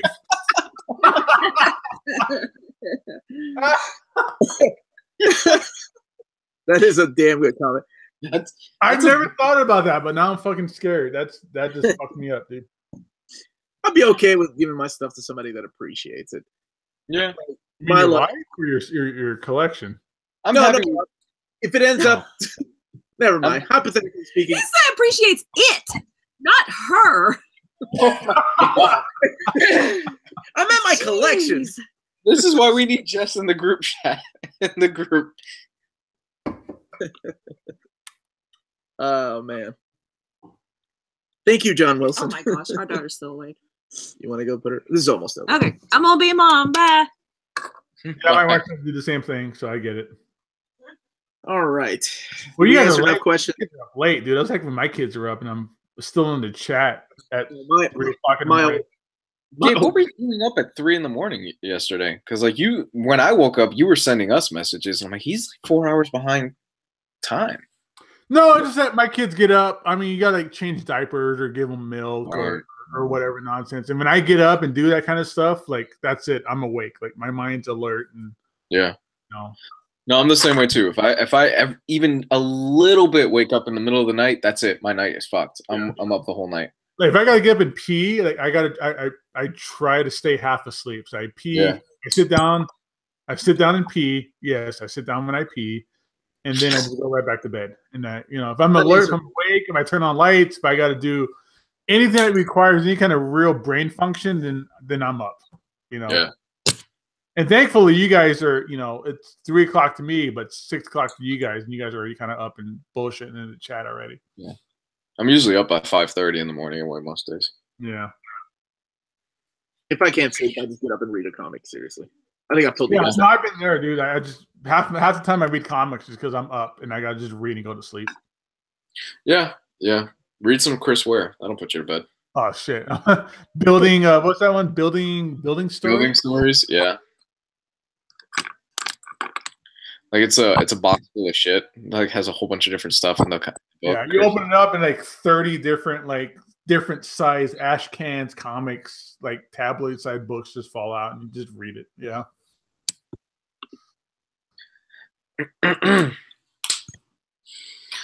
So any more questions in the chat as far as relationships and stuff? I think we covered a lot. Most people just want to know why Gabe P said no. I have a lot of theories. Yeah, that way I don't spray everywhere in the middle of the night. What a gentleman. Who said or, shit? Also like, or I could just open up the standing shower and just piss in there. You're learning way too many of your habits tonight, man. I've locked myself, like I've been drunk in hotel rooms by myself and locked myself out of the bathroom. And it's one of those bathrooms that's like got the sink on the outside. So I remember one time looking at the bathroom door and looking at the sink, and I'm like, man, it's 3 o'clock in the morning. I really don't want to call anybody to come in. Yeah, and I've peed plenty of times at places. Best comic related gift one gave the other. Ooh. Man, that's a good question. She's given me a lot of things, and I remember my wife got me a Mike Allred black and white Batman statue. Oh wow! And I didn't like it, so I took it back and got a Deathstroke statue. What the fuck, man? It's terrible. That Mike Allred statue is gross, dude. Like Google it. That thing's nasty. That thing's not Mike Allred. It doesn't look like his shit at all. I gave her a death statue. I remember that she loved that thing. Oh, from Sandman? Yeah, I see it. It's up here now. Well, my wife and I, we really like Toy Story. Like we named our first kid after Andy in Toy Story. So I always get her like really cutesy Toy Story related. She does it to me too, like really cutesy Toy Story related like gifts and stuff like that. My girl loves the Lord of the Rings, so I always get her like Lord of the Rings stuff. She really. I got to take a picture of my store for you then, because we got some. Omar saw it. Like one of our walls is a door. Awesome. It has the elfin encryption around it, so you have to say. Oh, she would love that. Yeah, it's pretty bad. She would love something like that. As far as me, man, she bought me a lot of like. She found out I really like Osamu Tezuka, the manga, the god of manga. So she bought me a bunch of that stuff that was kind of hard to find, like without the Astro Boy stuff. Yeah, well, it was the stuff that had been out of print, like some stuff like Metropolis and things like that. And Phoenix, like she bought me a couple volumes of Phoenix, which is fucking impossible to find now. But yeah, so she actually that I have. Manga question: Is Pluto hard to find? Like that Help or Astro Boy stuff, the Pluto stuff, is that hard to find? You're talking about what's his name's Pluto, the remake of Astro, the semi remake of. What are Pluto? Is Pluto the Astro Boy stuff or what else? Yeah. What? It's the new stuff. It's by the same guy that did Monster and 20th Century Boys. It's not, no, I think it's still in print. I think maybe one volume went out of print. There's 9 of them. I think one went out of print, but they brought it back. That stuff is solid. That's one of my. I think Luis loves that run too. Or there's those Gundam hardcovers are supposed to be really awesome as well. Oh, they're beautiful. Yeah, they're beautiful. Yeah. A couple of those. Yeah. And a lot of those are all like a lot of them are on Hamilton books too for like $10 or something. Like really? Yeah. Really? Those things were a while ago. I don't know if they are now, but I know they were like at one point. Yeah. Really? The hardcover collector editions are beautiful. Yeah, I sold a few of those off a few years ago, and I regret. Like, I know I'm not into. I don't collect as many hardcovers and trades. I order a couple every month or so, but not nowhere near as much as I used to. But those are talk about collected editions that I regret selling, and I once I'm much more financially in a place where I could buy more. I'm going to be picking that set up again. They're beautiful, beautiful collected editions. Oh yeah, yeah. Yeah, I was thinking like if something ever happens where I go your route, Luis, like the digital route, what books I would keep, and I think one of them, like for sure, it would be like my Uncanny Volume 1. The Claremont stuff, or like the Stanley? No, the Uncanny, the Claremont. Oh, the real good stuff. Fuck Stanley. Yeah. Yeah, because I've got that one's signed by like Lane Wayne, and he's passed away now, and then Chris Claremont. So it's signed by Claremont. Yeah. I lugged that motherfucker around a few years ago. That was my very first Omni. So yeah. I wanted to get all those Omnibus, like the Uncanny X-Men one, to get signed by Claremont, but I just procrastinated and ran out of time. I have Volume 2, but whatever. What's the first thing your significant other would do with the power of the Infinity Gauntlet? Oh man. I don't know. I know what I would do, but I'd rather not answer that question or answer it that way. Let me think of something else. I made John Wilson, by the way, a chat admin because he's always here. So hope nobody minds. I can do that. Yeah. No, you did it. Yeah, cool, man. Yeah. I'm all for that. We're all admins now too. So John's an incredibly great guy. Like, yeah, I love him. I figure when we're not looking at the chat, we probably need somebody in there just in case. Yeah, somebody's got it. He can handle John P later on too. Here's the thing. Oh, you guys don't know this, and John P's not in the chat. I fucked around and made it so that Howard Stern is blocked, so you can't say Howard Stern in the chat.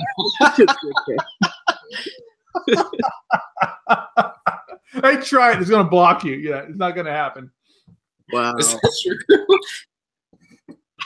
true? I like John P. That motherfucker keeps me on my toes. Make John P an admin, yes. Well, I don't know about that. Yeah, hell no. No. That fool gets drunker than me and Omar put together on a weekly basis. Yeah, no shit. John Wills is asking, where's John P? Well, guarantee if Jess is not on the show, John P will not be here. I'm starting to think John P and Jess are the same person. Do you think that's like his alter ego? And he's been fucking with us all this time? Oh, that would be amazing, dude. Oh, that'd be the greatest achievement of life. Dude, I've never felt burnt out on like comics or like comic movies or entertainment until this last week, where we got like 4 or 5 like huge like trailers and announcements and stuff like that. Like we got the Deadpool trailer, we got a Infinity War trailer, a Jessica Jones trailer, a Venom trailer that Riley really, really hates, it sounds like. I liked it. Lobo got announced as a movie by Michael Bay, which really I was cool and then really sad about because of Michael Bay. We got a solo trailer too. Yeah, solo trailer, sure, whatever. Okay. But yeah, no, I really feel the burnout now. Like I understand what people feel, or when they say they feel burnt out on this stuff. Like right now, I've actually felt that. I've been saying this for months that I've felt this way, and it's just it keeps piling on and on and on. And I'm kind of wondering. Actually, this we're kind of past the love thing at this point, but I wanted to ask you guys, how do you feel? Do you think we're starting to kind of hit that point where maybe general audiences are going to start kind of feeling that burnout. I mean, I know Black Panther is like the fastest selling or like the most selling pre-sale tickets or something like that for a movie, but do you think general audience will eventually hit that wall where it's like, okay, it's enough with the superhero stuff? I think it's going to be like Westerns and things like that. It's just going to be a genre. And then you'll have the choice of seeing whatever you want to see. You don't have to see everything anymore. Well, the only real reason I think that Westerns went away or aren't made as much isn't because people don't like Westerns. It's that they used to be dirt cheap to make. It was literally like, let's go to California, out in the middle of nowhere. It's open space. Oh, I was talking more about this. Get out a hat, we'll make a fucking movie. But now California is completely, populated, and every inch of California has houses and homes, and it's harder to do it that way. But with superhero movies, the cheap CGI is going to keep that stuff, relevant, I think. So. Well, I mean, they make their money though, don't they? For the most part, at least the Marvel stuff. Oh, hell yeah. Oh, yeah. They're not going to go away. I mean, you saw how much money they spent on Justice League because they thought that it was, going to make 3 times as much as that. Well, look what they spent on the Infinity Wars. It's 2 movies back to back. What was the budget? They said like $1 billion+ or something outrageous. It's insane. It's absolutely insane. And the thing is, Justice League was not only a critical failure, but financially it was a failure as well. Like, people think, oh, it made like $100 million or something, like whatever it was. But we're talking the Justice League. Like, this is the DC tentpole film. And opening weekend, what was its gross in the United States? Like 90 million, which isn't that crazy. Thor Ragnarok made more. Yeah. Well, Wonder Woman made more than that too, right? Yeah. I believe so. And this is fucking Thor. Thor, who historically has had, in my opinion at least, not the strongest Marvel films. Yeah, the Thor movies are the ones that I was always kind of like lukewarm on, especially the second one was kind of whatever. Yeah. The first one to me was also just kind of whatever. I mean, I basically only watched it because of Kat Dennings, but oh yeah. Oh man. Yeah, for real. Yeah, I don't think she can act, but damn. No, but she might as well be a statue in your house. Sex bot Kat Dennings now. All right. What did you guys think? Okay, so I think Luis and I talked a little bit about the Venom trailer before we got on here. Mm-hmm. I think it could be a smart marketing move by Sony not to put any Venom in there, because if I don't know anything about the comic books or who Venom is, I would be so fucking confused as to what that movie is, other than the fact that it's Tom Hardy in a movie. No. Well, that's the thing is that we always see this stuff through the eyes and like the rose-tinted glasses of comic book nerds. But I think with anybody else, and they see that movie, I think anybody who's not like within our circle of geekdom, I think they're intrigued by that trailer because it was you got very little out of it, but what you got out of it, I think, was enough to kind of hook people into it. Those trailers, believe it or not, sorry everybody out there, they're not made for you and I, because you and I are going to see that movie no matter what, or you and me, whatever the proper term is. We're going to see those movies no matter what. Those trailers and these movies are made for the 100 million other people out there who don't know shit about comic books or know about these backstories, to get them into the movie and change their mind to watch these movies. It's not for us. Yeah. I think that Venom trailer was actually pretty well done in that respect. What's up? Now, I said they know regardless, people like us are going to go watch it anyway. Yeah. They didn't show any Spider-Man, and I don't even know. I can't keep up with this shit. Is Spider-Man even going to be in it, or is Tom Holland? Can Tom Holland be in it? I've heard that there's apparently a rumor that Peter Parker is in the film, but Spider-Man isn't, and Tom Holland makes an appearance. So if that's the case, then that would tie Venom into the larger MCU, but it hasn't been confirmed. Like, basically, Sony has no fucking clue what they're doing as far as with the Venom stuff and the Spider-Man timeline and shit like that. But I like the perspective that you take, Gabe, which is also what I was thinking while watching the trailer. I was like, okay, I know who this fucker is. I know who Venom is because I love the comics. I love the cartoon series growing up. Yada yada yada. I thought he's a badass character and all this other stuff. But somebody coming into this from the perspective of, let's say I've never heard of who Venom is. I'm just a general movie-going audience. I watch the Marvel films. I really don't read the comics or anything like that. That would kind of interest me. That would hook me. Like, it's got a good hook for a trailer. It's like, oh shit, it's got Tom Hardy, a bankable actor, because he's known for quality films. He puts out good shit. It's got, solid. It looks solid enough that the general movie-going audience would be intrigued by it, and it's got a good hook. You're seeing Tom Hardy, he's like freaking out on a table, and then you see like this goop, and you're thinking, what the hell is going on? I want to kind of know more about this. So I can see why they took that route. Comic book nerds, you're going to have to hold on for a bit, because I think Gabe was the one that says, he's willing to bet we will get a full Venom reveal at Comic-Con this year. Yeah. They're saving it for Comic-Con. Same thing they did with the Spider-Man 3 movie. I was at Comic-Con when they first revealed Venom for Spider-Man 3 at Comic-Con. Granted, that movie was garbage and that Venom was shit, but that reveal was the biggest. Topher's Venom? Yeah, that. Yeah. Oh, man. Yeah. But, let's go back in time. Do you remember that when they first revealed Venom in Spider-Man 3, how everybody bitched online about it? I remember they bitched about Topher Grace because he was kind of a scrawny dude, and so I met Topher Grace and told him, like, I'm bigger than you are, so I'm surprised they cast you as Venom. I said that to his face. But I think with this new Venom, I mean, you got Tom Hardy. I think he was a very fucking great casting job. But I like the idea also because people were saying, one, how can you do Venom without Spider-Man? Well, they did that because they're using it seems like they're using the Ultimate Spider-Man origin of it being like a cancer suit or a suit to cure cancer. And two, I saw some other things that were kind of interesting that showed in the Infinity War trailer, they got that giant circle spear in the sky that Spider-Man is on, and how that matches the debris in the Venom movie when they talk about the accident that happened that changes people's lives. So maybe it is slightly worked in that way. Mm-hmm. I think that'd be really fun and exciting, where you don't need to shoehorn Venom into like Thanos and like Doctor Strange and all that kind of stuff, but still show some kind of tempo flagship imagery that show that this is somehow a part of the Spider-Man, mythos in the Marvel Comics universe.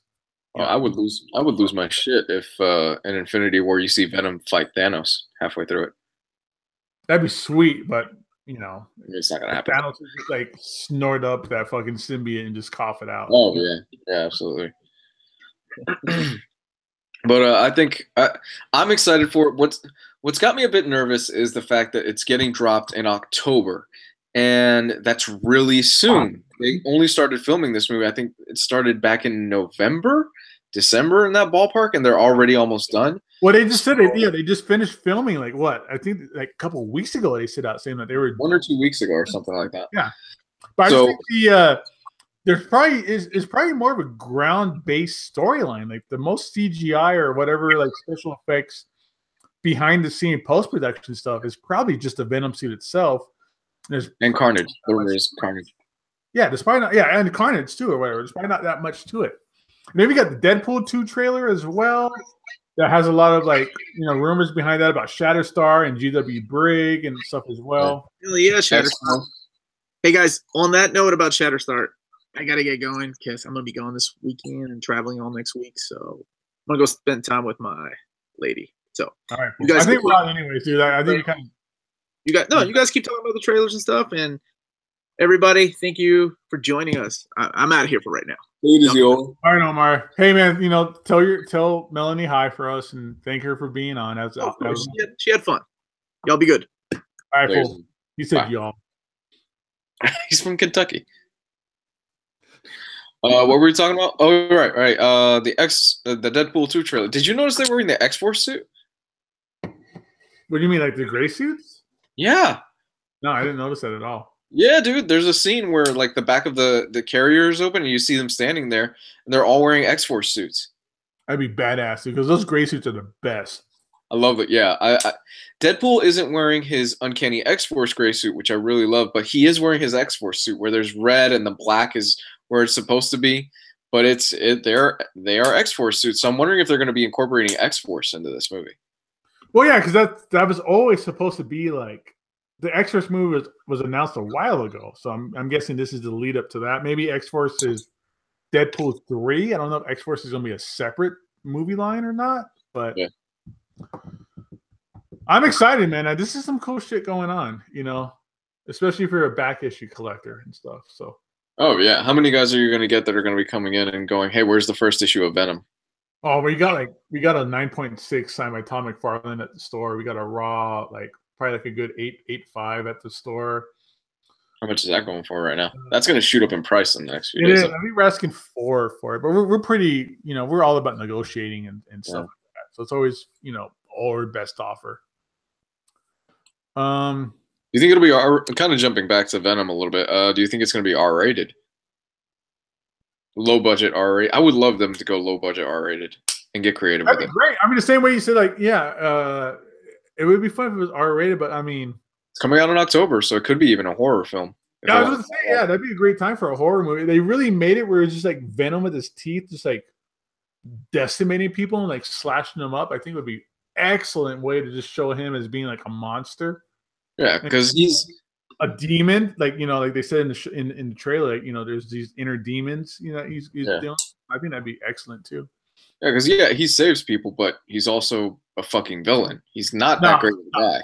Fuck Venom being like a good guy. That guy should be all about just, you know, eating Spider-Man's brains and stuff like that. Biggie Cheese says, "Are Venom, Lethal Protector, Planet of Symbiotes, and Hunger all any good?"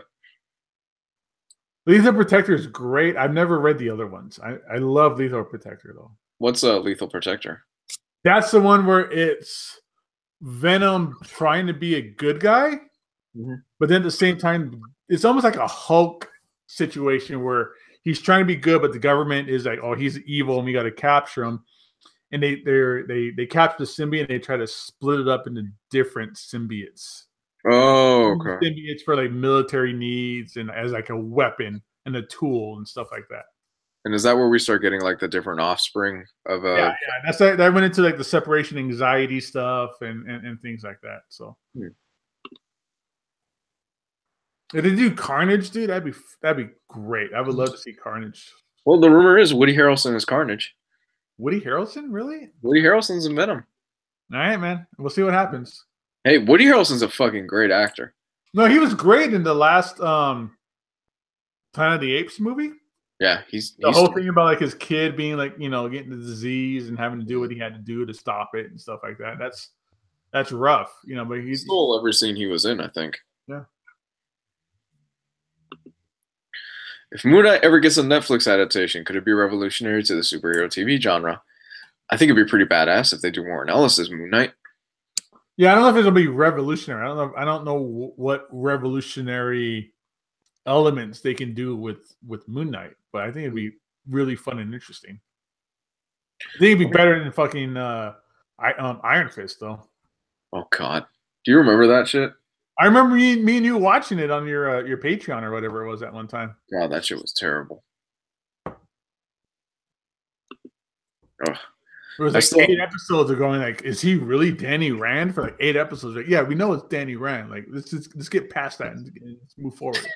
And he mentions it. He's like, "I'm Danny Rand. I'm from Kung Lung," like 20 times throughout that series. Yeah.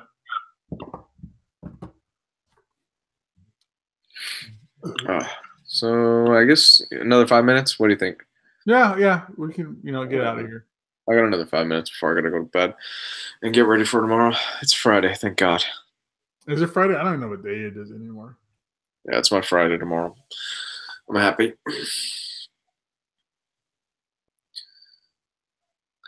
So what do you think of Michael Bay doing Lobo? I'm fucking hyped for it. Okay, Bay gets a lot of shit, rightfully so. And we were talking about this in the chat. Bay gets a lot of shit for his Transformers movies. However, people forget Bay made Bad Boys 2. He made Pain and Gain. He made The Rock. He made a bunch of really good, badass films in the 90s and in some of them in the 2000s. I want to see that Michael Bay. I want to see the Michael Bay where they let him go. Here's an R-rated film. You don't have to kind of constrain yourself to PG-13. Have fun with it and do what you want to do with it. Here's what I want to see. I want to see people watch this Lobo movie and not be like, Lobo's my favorite character, and they fucked him up because they didn't do it this way. Same with the Transformers. Nobody cared about the Transformers. There was almost a dying franchise up until Michael Bay rejuvenized it. Yeah. You know, those movies. Granted, was good. Yeah, those movies are shit. Like as a movie. But with it being like, oh, great, now everybody has the idea of the Transformers. Everybody loves the Transformers again because of that. That helped them out. But, I mean, I personally just had this idea of just Lobo on a space motorcycle drinking with like space hookers and Bastich and the main man and things like that. Like, yeah, if not it's just that, there's really not much else anybody can really complain about because that's the main core of that character. Because when Lobo first came out, he was just like this purple afro weird dude on a space cycle. Mm-hmm. And then Simon Bisley made him that motorcycle smoking chain with a hook on it kind of character. As long as you get that, I think we're good. You know you're gonna get a lot of people. Give me hot space chicks, really, really sexy like mid-drift areas, and I'm good. You know you're gonna get a lot of people, especially in your shop, that are going, "Oh man, I fucking love Lobo. Like I've always loved Lobo." Yeah. Okay, well name me one run of his.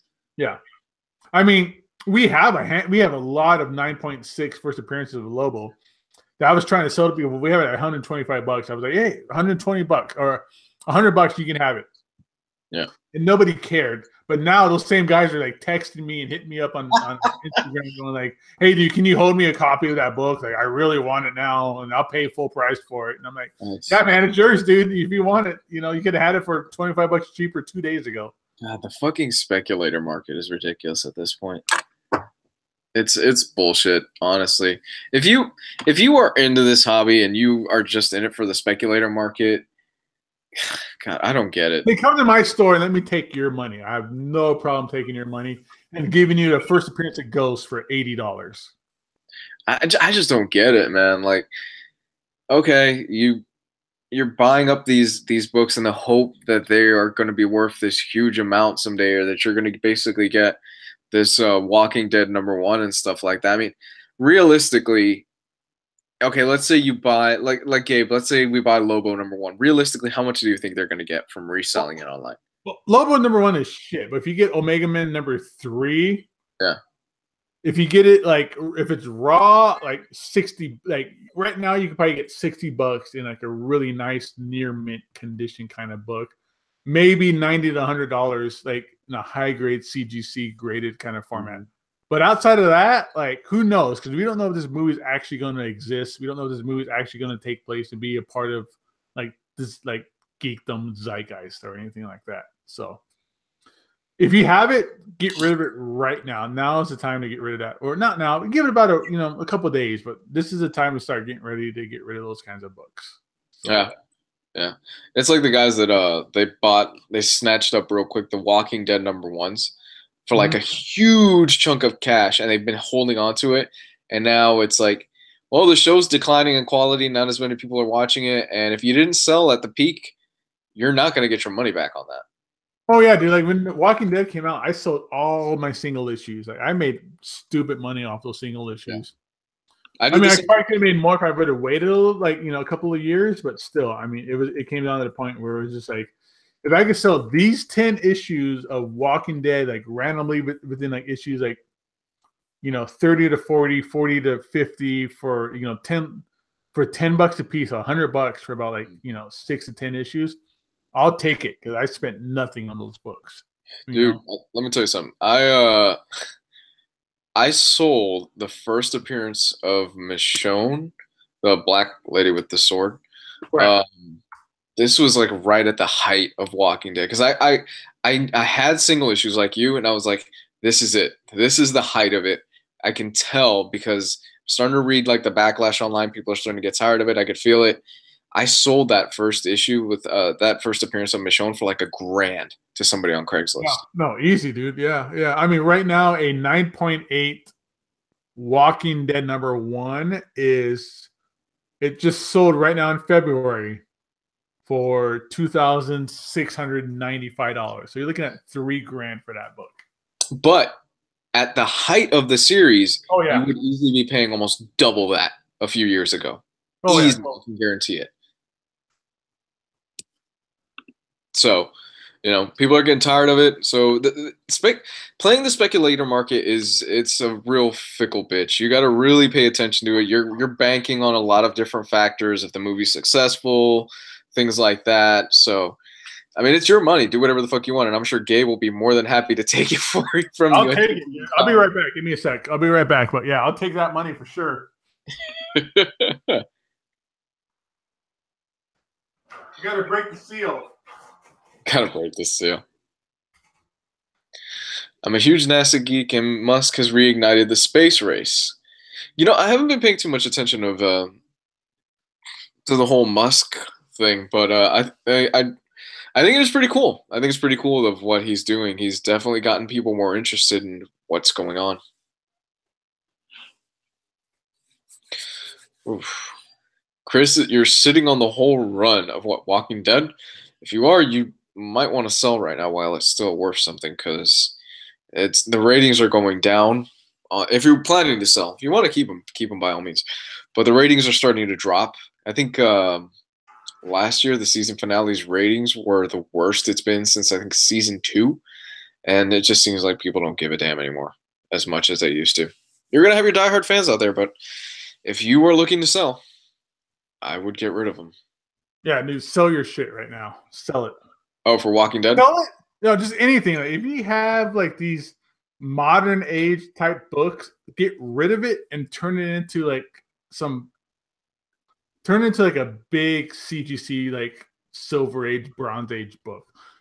You can take all that shitty comics that you have that are worth a little bit now because of Walking Dead or because of whatever else, and you can turn it into like a Hulk 181 or something like that. It's always going to be worth money. Yeah, get something good. Yeah. That's yeah, fuck you and your variants and all that kind of stuff. Like, use that and get a Hulk 181 instead or something like that. Get a Iron Man 55.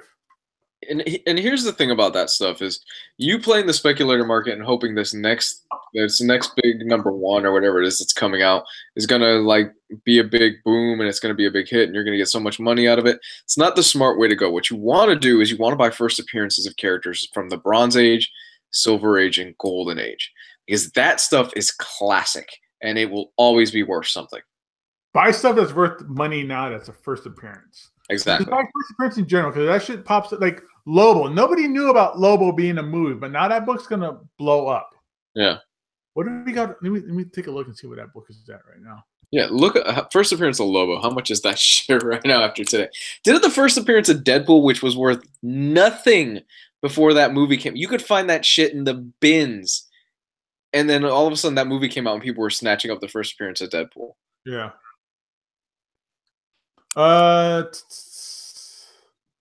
There's nothing that's been hitting right now because the movie is just released, but like 9/8 of the first Lobo, which is Omega Man 3, it's about $190 right now. How much are you selling it at Torpedo right now? We have 9/6s at $125. That's a fair price. That's not bad. I mean, I'll take 100 for it all day long. Whatever.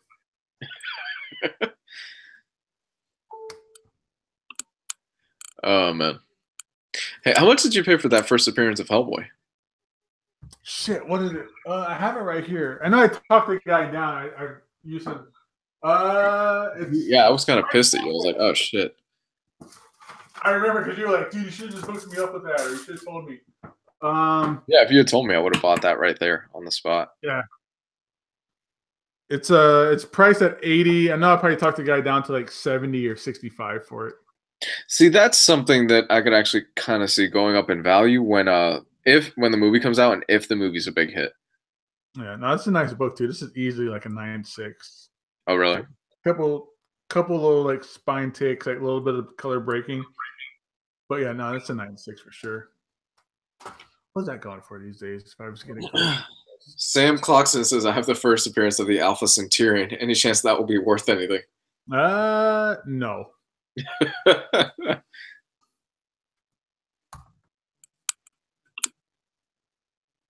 For those that don't know, Gabe does this shit for a living. He CGC stuff for a living and stuff. So next man was it 7? 3? Really? No. What fucking issue is this shit? How do you get CGC certified anyway? You just have to be a part of a store that does CGC, you know? So in your case, you had to do it to be part of Torpedo. I didn't have to be, but I might as well. They just made it so I could be there at conventions or anything else and get this taken care of for people. 21, right? No. Yeah, 21.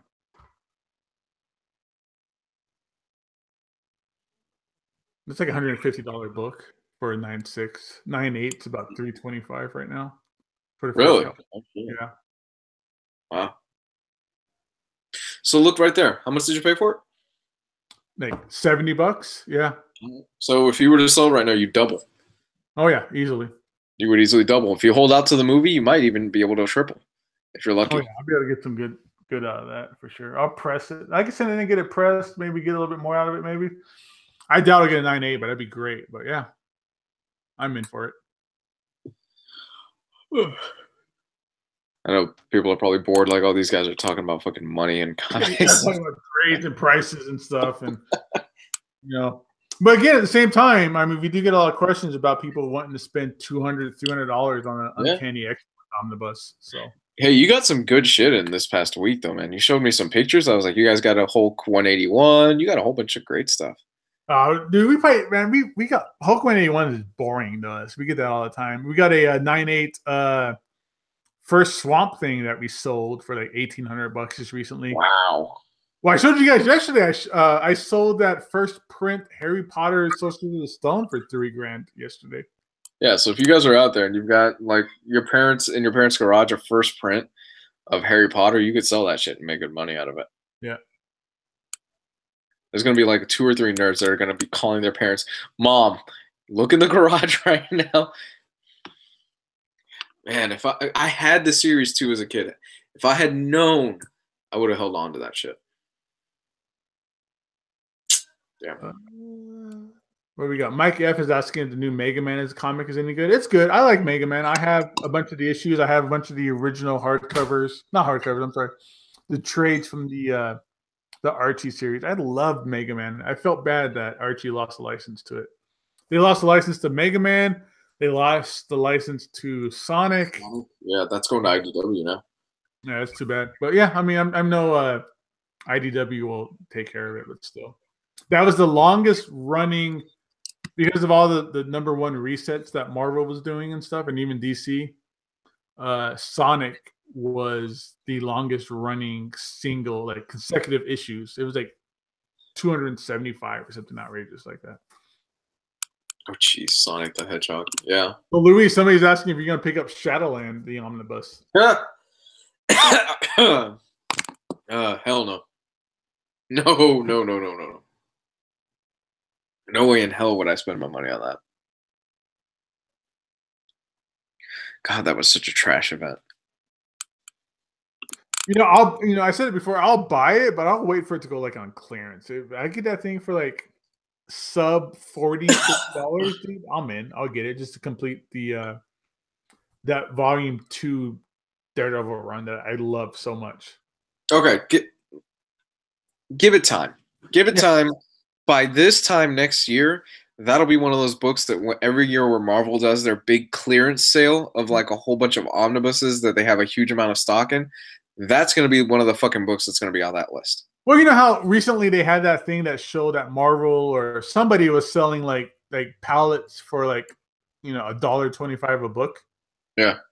That's the kind of stuff that we do at Torpedo. Like we have a warehouse of just like pallets and pallets and pallets of that stuff. So we just got in like 15 pallets of that kind of stuff.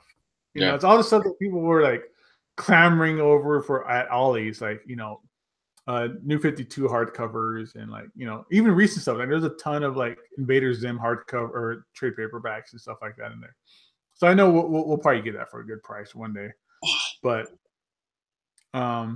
it always surprises me with like the decisions that Marvel makes in terms of their omnibuses and stuff. I'm like, why the fuck would you collect that? Like, who's asking for that? Well, yeah, we were talking earlier how like Deadpool has like, well, I think Riley said something like 10, 12 Omnis. I mean, it's not as much as like, you know, X-Men Omnibus and things like that, but consecutively, you can almost have a total complete run of Deadpool from, you know, pre-Joe Kelly through Joe Kelly's run, the Gail Simone, all that stuff run, Deadpool Company stuff. Mm-hmm. Like Deadpool has probably the most complete series in like omnibus form. Even like the Jerry Duggan stuff, you know, you're almost current when it comes down to Deadpool in omnibus. But yet Spider-Man has up to what volume 3? It's got the 3 Stan Lee volumes. There's the Roger Stern, that's 4. Well, yeah, but consistently, like you got 1, 2, and 3. I think volume 3 is the Roy Thomas stuff. Yeah. Pre Jerry Conway, so that's pre like Death of Gwen Stacy stuff. If they did a 4th one, that would have like the Death of Gwen Stacy and the reveal of like, you know, Green Goblin and stuff like that. They're gonna have to do that eventually. Yeah, it's super broken up, is what I'm trying to say. That like Spider-Man is super broken up, X-Men is super broken up, Thor is super broken up, Fantastic Four is super broken up, but Deadpool is just like boom, boom, boom, boom. Like you can really get that entire everything Deadpool almost at this point collected in omnibus, even at that team up stuff. Which it makes me think, like, again, back to it, what the hell is Marvel thinking in terms of what they are putting out for omnibuses? Like, who the fuck was asking for a Shadowland omnibus? Like that seems like it's just a waste of money on their part. Yeah, I mean, it's just I don't know. I don't know where that came from. Maybe is the next? Do we not know? Is this a tale that volume or that season 3 of Daredevil on Netflix is going to be Shadowland like centric or Shadowland related or something like that, where he takes over the hand and he's kind of evil, but he's trying to do good and he sets up shop in the middle of Hell's Kitchen. I don't know, but there's so many other omnibuses they could put out. They could put out they continue putting out the Chris Claremont stuff that people want to read. The JMS Spider-Man can get an omnibus. Just run at Dan Slott. We're gonna eventually get a Dan Slott omnibus for his Spider-Man run. It's gotta happen. I mean, his last issue is coming up pretty soon. I think, what is it, 977, 978 is his last issue. That whole like Red Goblin stuff. I think so. Yeah, I think that's supposed to be his last issue, and that's gonna blow up. But yeah, I mean, like the big time. Why is there not like a big time like hardcover like run or omnibus like run or anything like that? Silver Surfer Volume 3, like that whole like Steve Englehart, Ron Lamb, like Jim Starlin stuff. That stuff should really be collected right now, especially with the Infinity Gauntlet stuff going on. Yeah. Hey, I'm pretty sure. Like, so we've got the Infinity Gauntlet. We got that box that's coming out in a couple of weeks, which is the Infinity Gauntlet. Are you gonna get it? To say Adam Warlock Infinity Watch and all that stuff. Are you gonna get that? Oh, I'm in, dude. Yeah. I'm saving up. You know, I told you guys in the chat that, you know, money's coming in from certain plugs, and that's going all towards the that box set. What was the first good book? What was the first good book going from? I'm not exactly sure what he's talking about. Will there ever be a JMS Spidey Omni? Hopefully. I'm sure there will be. Like, you know, they have those best of Spider-Mans But I think that's only like half of that series, and then you got to kind of break it up and get into like the whole like Back in Black stuff and things like that. But yeah, I think, I mean, what's the first Game of Thrones book going for? I have no idea what novel's going for, dude. I'm sorry, I have no way of looking that up. No way. We just happen to have like some novels. Like we have like we had the first Harry Potter. We had like the first print of Christine, like artist proofs of like the Dragon's Eyes and stuff like that. The story just. John has just random cool stuff like that. How big is your shop, man? I'm not sure what the square footage is. Honestly, I'm sorry, but there's a dentist shop right next to us, and they're leaving. We signed the contracts. We signed all the information and stuff. We're taking over that dentist shop, and we're going to get about another 2,000 square feet starting in August. So place is going to get huge. You're going to have to hire more staff, right? Yeah, we are. We just lost a person, so we're really running on a very skeleton crew right now. But we'll see. Oh, it sucks. I'm not over there in Vegas. I would have picked up a shift. Yeah, dude. I bet I know a guy that he needs to get in here, get him some stuff. Pay him under the table. Yeah, your boss sounds like he's a really cool guy. He's cool. I mean, he's a rock star. He has that rock star mentality about things, but there's also you learn a lot from the guy. Was Shadowland between the Brubaker and Wade Daredevil? Yes, it was. Yeah, it's basically. I don't know if the Shadowland Omnibus is going. I think it does. It has that Daredevil. What's that miniseries? After Shadowland. I don't remember. But it's basically that, yeah, because they have Shadowland, which was garbage. They had, sorry, I thought it was garbage, and then there was a Daredevil kind of mini series of him out, almost kind of like a kung fu TV series. He's out, kind of just walking the world, kind of thing, and then it turns into the Mark Waid stuff. And that Mark Waid stuff is beautiful. Like, if you don't have that Mark Waid omnibus right now, then you're missing out. Omnibus or hardcovers or OHCs, whatever the case is, that Mark Waid stuff needs to be read for sure. It's fantastic. It's one of the best modern day runs. For sure. And so him and Chris Samney, man, they absolutely kill it. It's one of those teams. Yeah. They get together and they put out great fucking work. They just keep following one another. They go to they went to Black Widow and they're now on Captain America right now. How's it? Have you read their Captain America stuff? No, I haven't yet. But the Daredevil one with Mark Waid has the Marcos Martin stuff, which is beautiful stuff. That stuff is yeah. He was such a fantastic artist on the beginning of that run. Yeah. All right, man. I'm gonna call it because it's pretty late. Yeah, let's get out of here. The chat's kind of quiet. They kind of. Everybody's went their own way, which is good. Yeah, Daredevil Reborn. Thank you, Andrew. That's it. Daredevil Reborn. All right, not just Gabe. Where can they find you? Find me here mainly on Mondays here on the YouTube channel. My YouTube channel is Gabe Infinity Watch. Instagram is Gabe Infinity Watch. Torpedo Comics in Las Vegas. You come by and visit me in the shop. I'll show you guys around all the cool shit that we have there. And where can they find you at, Luis? Find me at Comics Guide 101, where I'm still working on the Black Panther video. I'm hoping to get that out this weekend whenever I find some spare time. Yeah, same thing with Facebook, Twitter, Comics Guide 101. So check that out. Yeah, I'm on the Facebook group as well with everybody else. Oh yeah, what's really cool about the Black Panthers, real quick, we've had people in Vegas. They're setting up a kind of like an inner city kids or underprivileged kids screenings as well, which is really cool to bring these underprivileged kids to go see Black Panther, it's excellent. Yeah. It's great to see that they're going to kind of usher in this. Not only is a comic book movie, but it's also a positive. I'm guessing I would have to assume it has to be like a positive African American Black culture film as well. And I cannot wait to see Black Panther. Man, that movie's gonna be badass, dude. I'm excited. I want to see it, especially after all the positive word of mouth. So I'm definitely excited to see what all the hype is and see if it was justified.